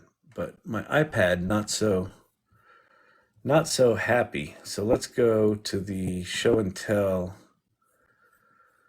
here. All right. There's Vicky. Can you recall which software makes the NFT in bulk? I don't have a clue. You can use ChatGPT to write a Solidity contract, but then how you actually deploy that, that's such a whole fucking other world. That one's really cool. Who did that? That's Sherry Banks. Very cute. Very cute ducky. All right, there's the monkey. Oh, that's cute. Sherry Banks. Total. I like totals. Ooh, that's beautiful. Digital gods. Nice. Except his head pops off. But that's pretty beautiful. Dag. So that's Decohere. So Decohere is using Stability AI's stable video diffusion, I think it's called, to make those animations. JRC with the hedgehog. This is not only the ornament, but it's the design concepts for the ornament. Very nice. Oh, that one's great. The llama. These are cool. What did you do tonight? The ornament. That's great. Oh, that's totally like one of those Hallmark things, isn't it? What did you do tonight? Ornament of 2023. Aw, the llama AI Learning Lab 2023. That one's cool. Here, let me dim that a little bit so you can see it. Perfectly Imperfect. Beautiful. Oh, that's our merch store. Nice. Like it. Luna Stick. Beautiful. Wow, these are cool. Dag. Oh, that one's beautiful. Nice Luna Stick. Digital Gods. Very cool. You know what these remind me is that I think that refresh show and tell. Okay, I will. I think there are going to be so many products and projects that start out. Oh, that's so good. The big boy. That is so good. That's great. I think there are going to be a lot of industrial design and things like these ornaments that start out as, like imagine creating something like that here as kind of a lark and then going, you know what, that's kind of beautiful. And you always wanted to get into jewelry making, and then you just decide you're gonna make this thing. That's gonna start happening more and more and more. We're gonna start seeing things in the world. Click the puzzle piece. This was earlier. If you weren't here earlier, that was definitely me trying to land the plane after the pilot died. And everyone was like, click the thing that wasn't there. It was funny. Well, I hope it was funny to you. It was terrifying to me. That one's beautiful. Damn. That would be cool to own, wouldn't it? The baked bean ornament.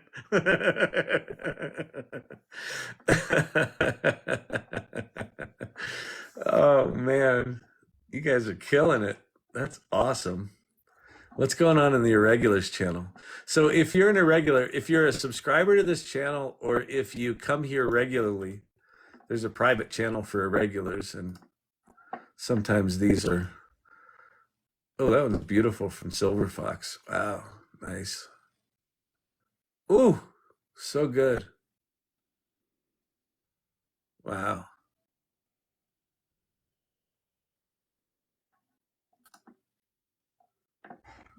This is from Lunastick. The music here is really good.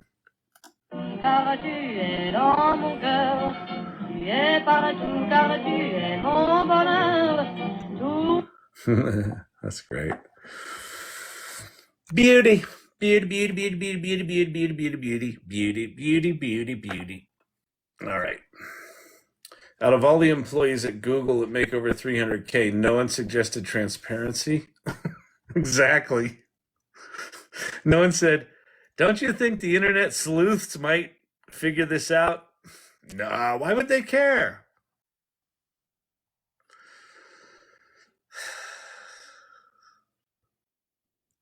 I don't know. It's weird. It's weird. It's weird. It's weird, weird, weird, but whatever. There's a lovely Champy Sings t-shirt from, I think Ted did this one. Champy, you in here? You want to sing? You want to hear Champy sing?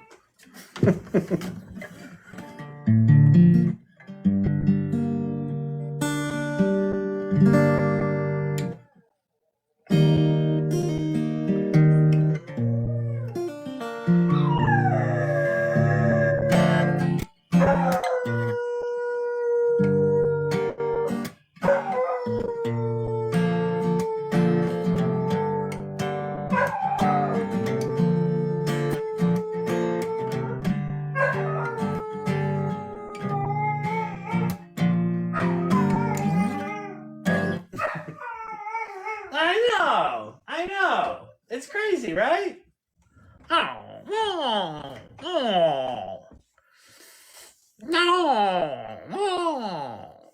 That's Champy. Champy sings. I can't play guitar anymore, but Champy can. He sings. It's like there's sometimes I just want to let me just bang out a song. I'll try to do it quiet. Ching ching ching ching. I'll hear ho ho. I'm like no. It is cute. It's mighty cute. All right. Okay. Yeah, Peter. Yeah, listen, we're going to need you to go on ahead and come on in on Saturday. Yeah. Oh, and one more thing, Peter. We're going to need you to go on ahead and come on in on Sunday, too. Yeah. All right. I hope this doesn't turn to advertising. I don't know what you mean. That's how I feel. Wait, that's how I feel you guys have turned me into a creative machine. Oh, that's cool. That's what I'm doing with my 3D prints. Yeah, Vicky's got 3D printers going. Oh, are you like resin printing some of the stuff you're coming up with? And I guess FDM printing too, right? Oh, that's super cool. Yeah, like generate stuff and then turn that into models, and why not? Exactly.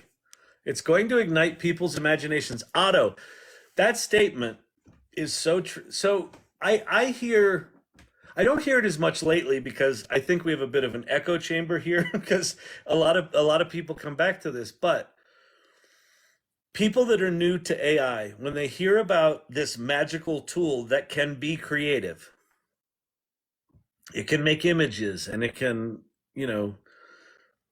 write marketing lines for your screenplay and it can write poems and it can do this. One of the questions I get pretty regularly is, well, if the machines are creative, won't that make you less creative? And the answer, over my experience over the past 2 years has been the complete opposite. My brain, I am more creatively alive right now than I was in my 20s. It's insane. I have an idea. Lunashtick, she's made 50 GPTs. She said a lot of them are ideas that she's had for years. She'll write them down. She did comedy, right? So she's got everything on index cards. She's probably got a box of jokes, and then she had a box of software ideas, I guess. And GPTs came out, and she took out her software ideas and she's got 50 of them. It's insane. It's cool. It's awesome. So yeah, it's this expands your humanity. It amplifies your humanity. It doesn't diminish it. I think it's going to be one of the great ironies of this whole era is that the fear is that the robots will take over and humans will diminish in power. And I think there's a very real possibility that the opposite happens, that these tools, not these robots, these tools that are a reflection of humanity, right? They were trained on what people have dumped onto the internet for the past 4 or 5 decades, that these tools will actually amplify our humanity.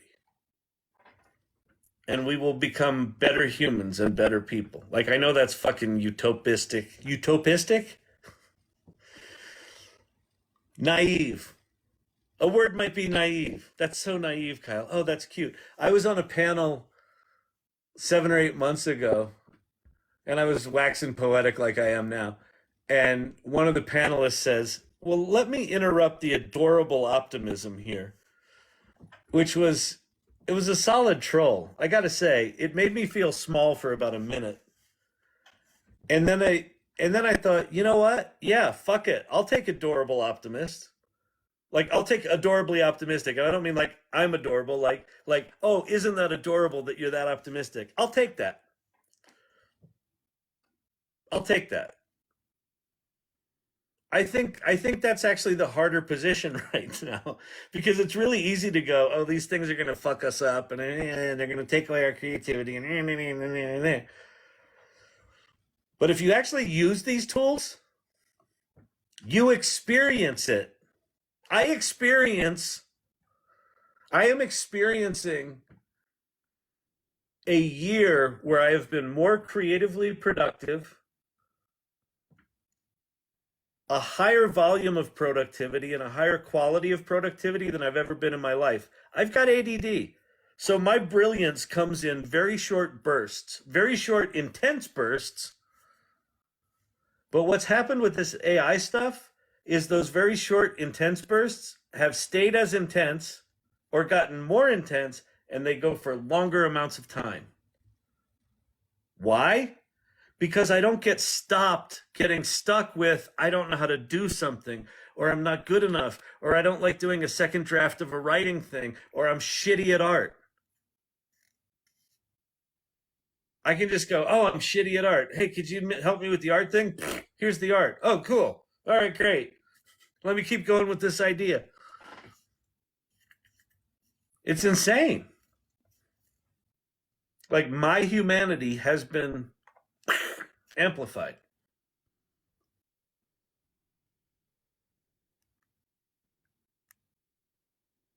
Why do I do these things 7 nights a week?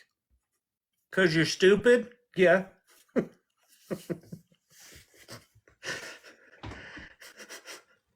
Seems a bit pathological to me. I agree.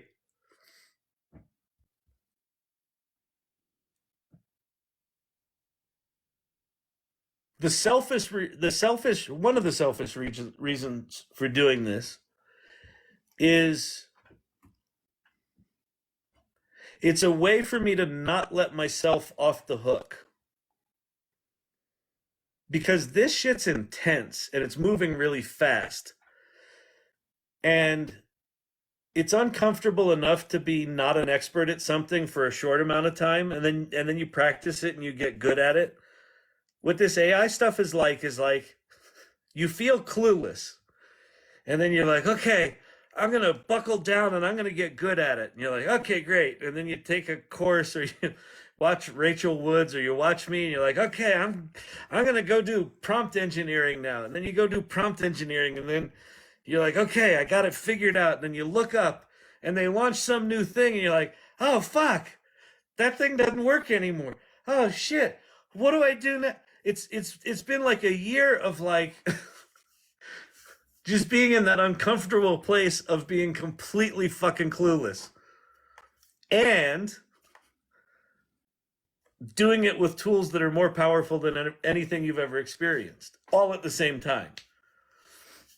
Is completely overwhelming. And so I come here to just say, because it's really easy to go, fuck it, I'll just, I'm tapping out. I'm gonna sit back for 6 months. But here's what I know. There will never, ever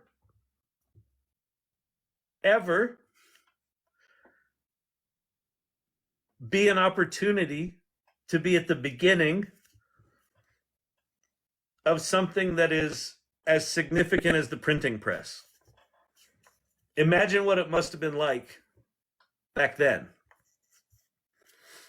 Imagine what it must have been like to be tinkering with steam engines before the Industrial Revolution. holy shit, these things are so powerful. Like they're like as powerful as 20 horses. What can we do with that? Oh, I don't know. You could wait. Could you power a factory, like a machine in a factory? Yeah. I don't think we knew what factories were. Could we invent a factory? What if we put 20 of these steam machines in one building?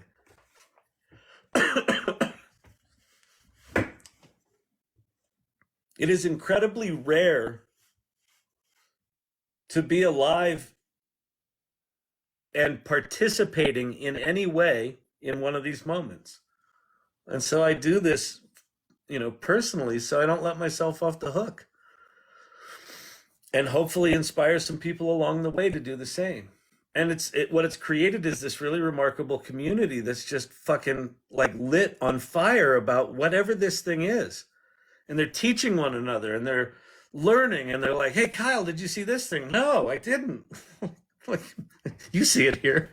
Most nights it's like, click on the puzzle piece. I don't know where the puzzle piece is. It's like, we're all trying to figure this out. More show and tell.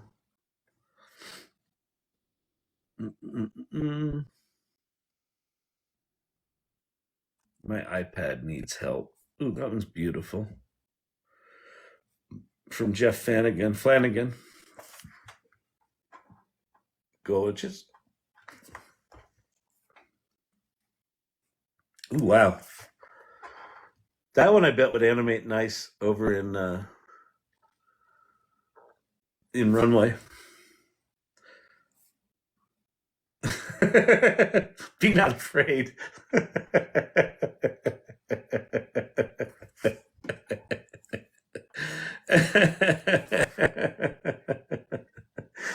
That's fucking awesome.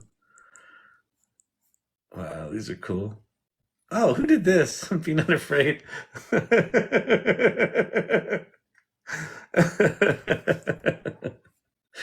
Oh my God. But I'm telling you, man, I would fucking buy that. Come on. That's awesome. Champy! Champy got his own ornament. That is so cool. Thank you, Vicky. That's beautiful. Oh, that's cool. Like, product designers must be losing their shit. Wow, that's so good. That's beautiful.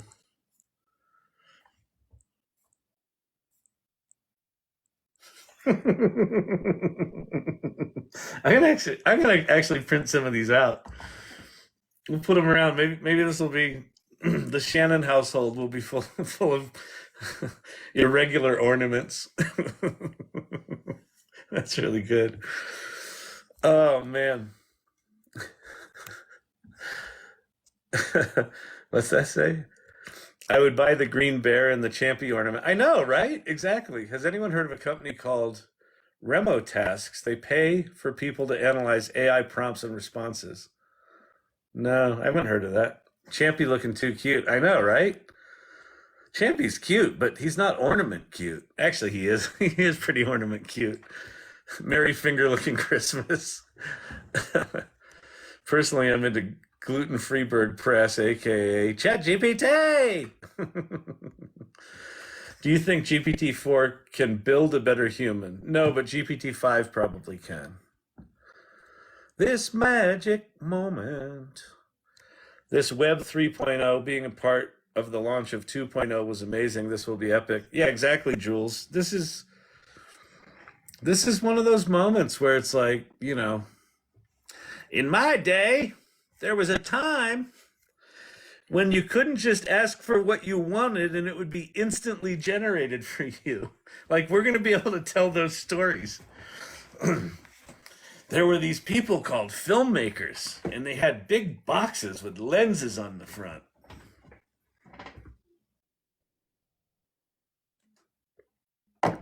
And there will still be filmmakers, but they're just going to use different tools. Storytelling is storytelling. It doesn't matter what the tool is. It's one of the things I've learned. I went to school for acting. I've written screenplays. I started an agency. I built websites for the Fortune 500. I started my current company, Storyvine, which is a video storytelling. It's all storytelling. Like the through line through my life has been storytelling. I'm a storyteller, I suppose.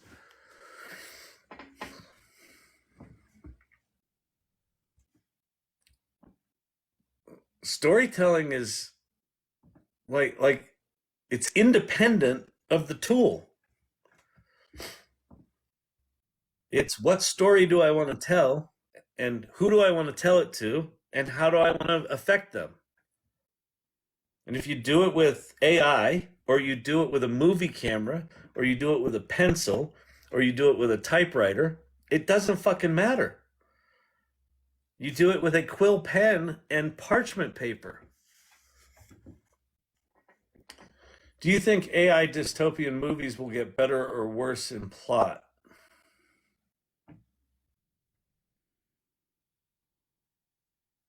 I think we're in a weird time right now where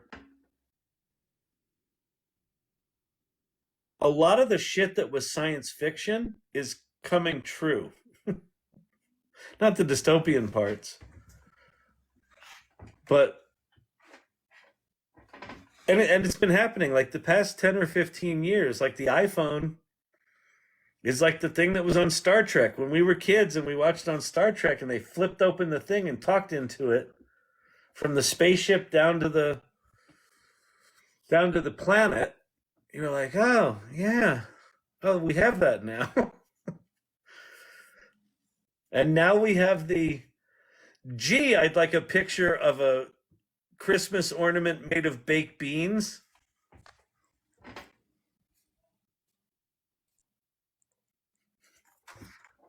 And minutes later, seconds later, I'd like it if there were a blue rubber ducky swimming in the baked beans on my Christmas ornament, please. There it is.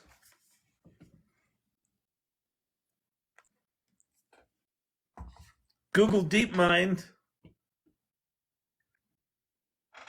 just released to humanity 2.2 million new materials. 380,000 of which are stable crystals. Humans and computers up to this point had discovered 48,000. And AI just discovered 380,000 more. In their press release, they said it was 800 years worth of technological advancement in a single announcement.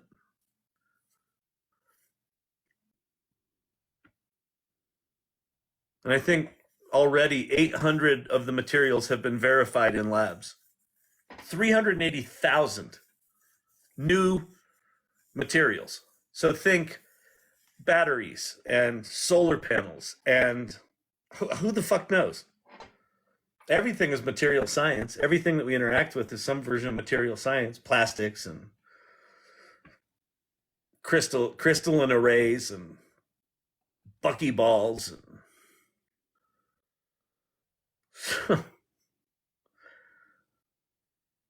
like we're just getting started. like we're just getting started. I mean, AI has been around for a while, but this generative stuff, this transformer-based stuff where you just basically train it on massive amounts of data, any kind of data. All right, we're going to train it on materials now. Here's crystalline structures of the 48,000 things we know. Go find more. Okay. Here's 2.2 million. Which ones of these are stable? Oh, you want stable ones? Here's 380,000. Now, was it that simple? I don't know. But it happened. This is from the same group that came up with 400,000 protein folding predictions that seem to be bearing out in reality. They did all the proteins, now they've done all the materials. What's next? I don't know, but I bet it's going to be revolutionary too. So that's the world we live in now. So what do you do with science fiction? I mean, we haven't cracked time travel and we haven't cracked speed of light travel, and those are kind of related. And we haven't really cracked teleportation, but we have cracked superposition at distance, right? We have cracked, I changed this thing here and the identical thing out in space also changes instantaneously. Like, so in some sense we've cracked, teleportation and travel over distance, but just at the subatomic level. So I don't know, man. I think science fiction gets I suppose science fiction, it will be easier to make things that seem plausible, that historically would have been 50 or 100 years away, now might be 5 years away, but it's kind of plausible that we'll get there. I don't know. I wrote a screenplay in 92 about a 5-piece molecule that gets injected into cops, and then the molecule, it's like a nanorobot. It migrates to the base of the brain and assembles into a transceiver and transmits the brain activity of the person and receives the brain activity from another person, so they can remote control people's bodies. That technology is starting to happen right now. They're reading fMRI scans of people's brains when they think about moving their legs, and then they send that signal via Bluetooth to electrodes connected to their legs below a spinal injury. And they're walking. People are walking. They're recreating. If I watch a video, they can take an fMRI scan of my brain and recreate the video that I'm watching without seeing the video. They're doing that right now. So like the thing that was wild sci-fi when I wrote it, like wild sci-fi, like this is just stupid, it's not really plausible. In 1992, the technology is essentially there. It's janky. Like all the shit we're playing with right now is very janky. But 3 years, 5 years, I bet the fidelity of being able to see people's brains and what they're seeing and doing and thinking is going to be there. Like watching a movie.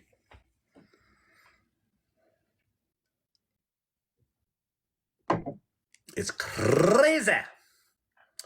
To the shop. We're all better humans just for being here. Well, you're actually incredible humans just for putting up with me. But I agree. No, this community is actually doing really cool things together. It's really inspiring. What's the website where you tell the AI what picture you want to see and it creates it? ChatGPT. Let's go.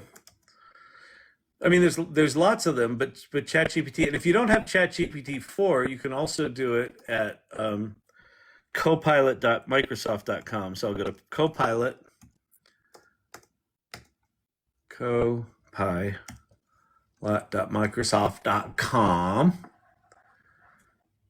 So this is Microsoft's version of ChatGPT 4, and I can just say,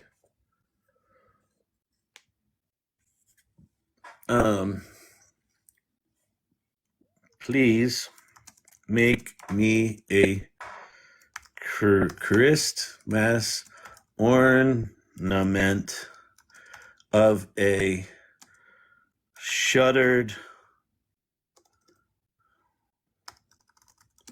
Blockbuster video store. So this is one. You can do it at copilot.microsoft.com. Your image is generating. And it should give us four of them.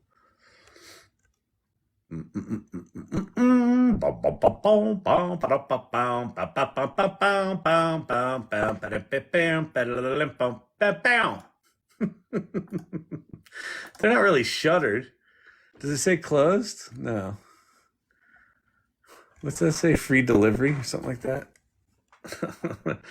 So that's that one. And then the other one is ChatGPT. So you just go to ChatGPT.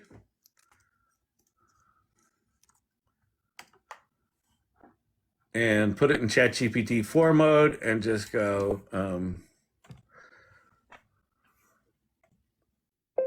please make me a vertical image of a Christmas ornament hanging on a tree with blurred bokeh background Christmas lights, period. The ornament should be of a closed down Blockbuster video store.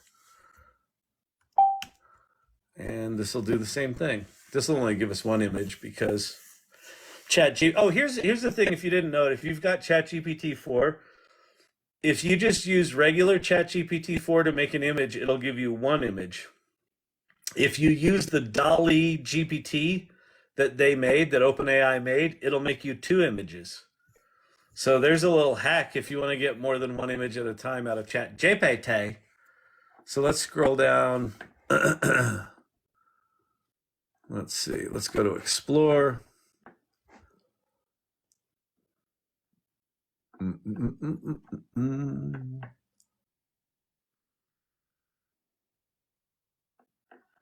What's happening? What's happening, ChatGPT? Did you break? All right. See DALL-E 3 right here? Go to that. Make me a Christmas ornament of a shut down Blockbuster video store.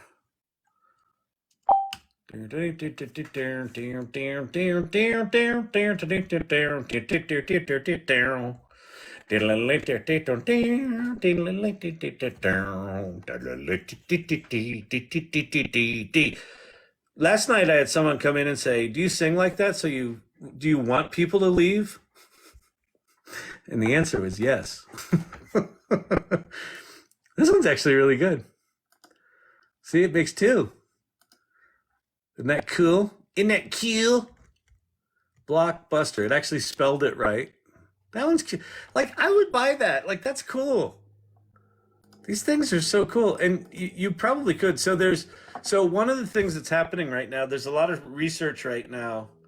Show them a Decohere. Oh, yeah. Yeah, that's a good idea. Okay. So let me control save this. Wait.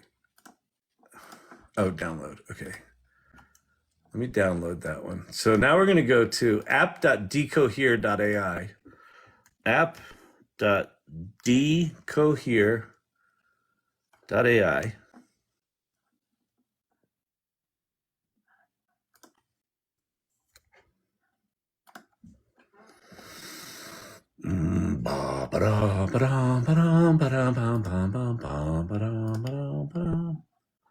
What's going on?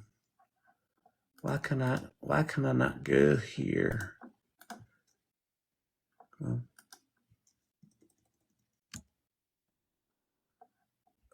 Stable video, image to video, upload image. Oh, I probably should have made that a 16:9 horizontal, shouldn't I? Shouldn't have I? I should have. All right, there's our Blockbuster image. We're going to do more motion. Well, we'll do middle. We're going to go generate video. And so this is using stable video diffusion is the technology here. And then it's making it. Here's something we made last night. Here's a cute little hedgehog at a water park.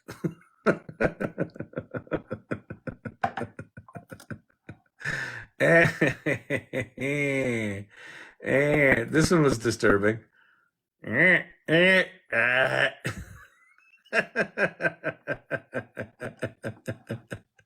That's good. Was this ducky one pretty good? I think this one might have been good. Oh yeah, it's good, except all the images I created last night have trains trains invading them for some reason. It's like a blue ducky on a pond and there's an orange train shows up. What the hell? This is good, but then look, there's a train beside it.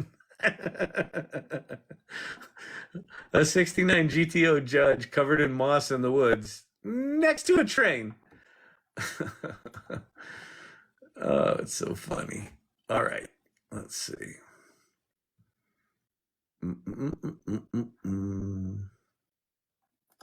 Was this one any good? Nah, it was weird. Yeah, it's like another train. Another train invading the scene. I don't know what was. There was something weird last night with it.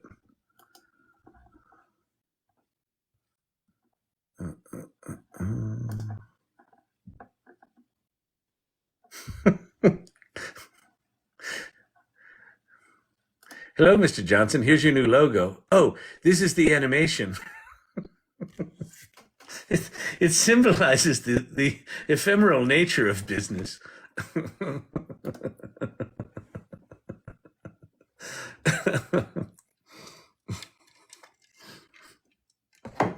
This is what we think AI is going to do to your business.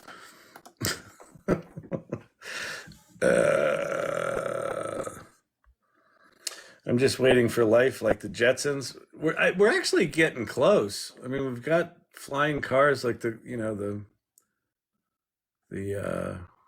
we got it. Here's our little Christmas ornament. Oh, that's cool. That's actually really cool. I tend to have really bad luck with the video things. That one's actually really good. That's so cool. Put some Christmas music under that. We could sell a boatload of these things. Vicky, let's print some of these bad boys.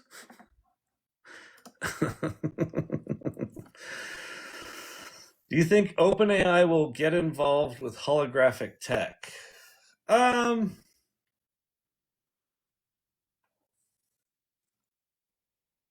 I doubt it. I doubt that they'll get directly involved with it. I think that their APIs will be used to do a lot of stuff with that, with holographic tech, with metaverse kind of stuff. Kyle, if it's slow, I'm on the internet. I'll hang up. Huh? Oh, the mighty networks. No, I think it's just my iPad. I think my iPad's just sucking wind tonight. I think it needs a restart. It needs a restart. Let's go to show and tell here, people. Let's see what's going on over at show and tell. We got anything good here? Vicky. Ooh, that one's beautiful. Nice. Solid.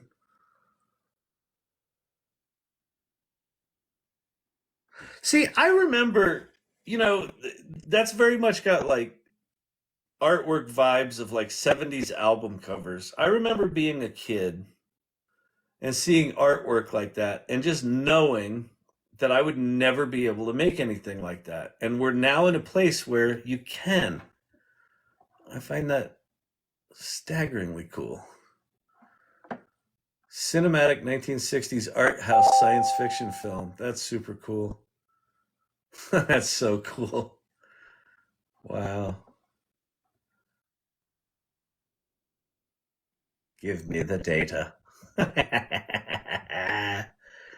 So cool. I embarked on a unique challenge to push the limits of my own custom GPT model. Set up your first terrarium designed to provide personalized advice on creating terrariums. Very cool. Christmas runs on. See how my shit's not loading? It drives me crazy. Beautiful. Normal, Illinois. That's so cool. Oh, beautiful. Nice, Lindsay.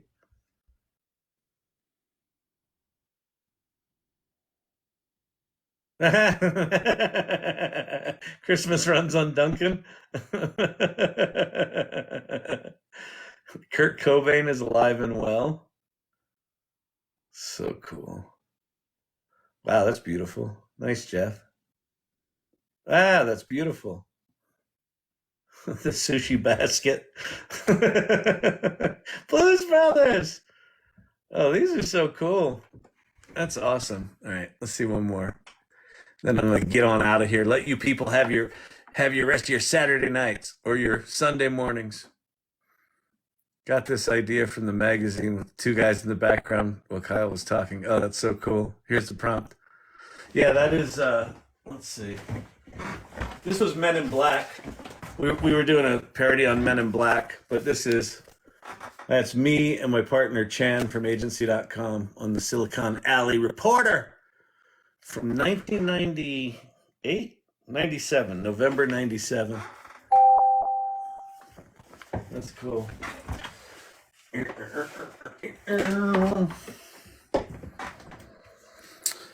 All right, people. I'm going to get my ass out of here tonight. It was good hanging with you. Let's get back to our ornament. There's our AI Learning Lab ornament. This is what inspired Ted. Thank you for inspiring the making the cool ornaments, because that's so cool in show and tell. If you haven't joined the AI Salon, so a couple of things to just wrap things up here.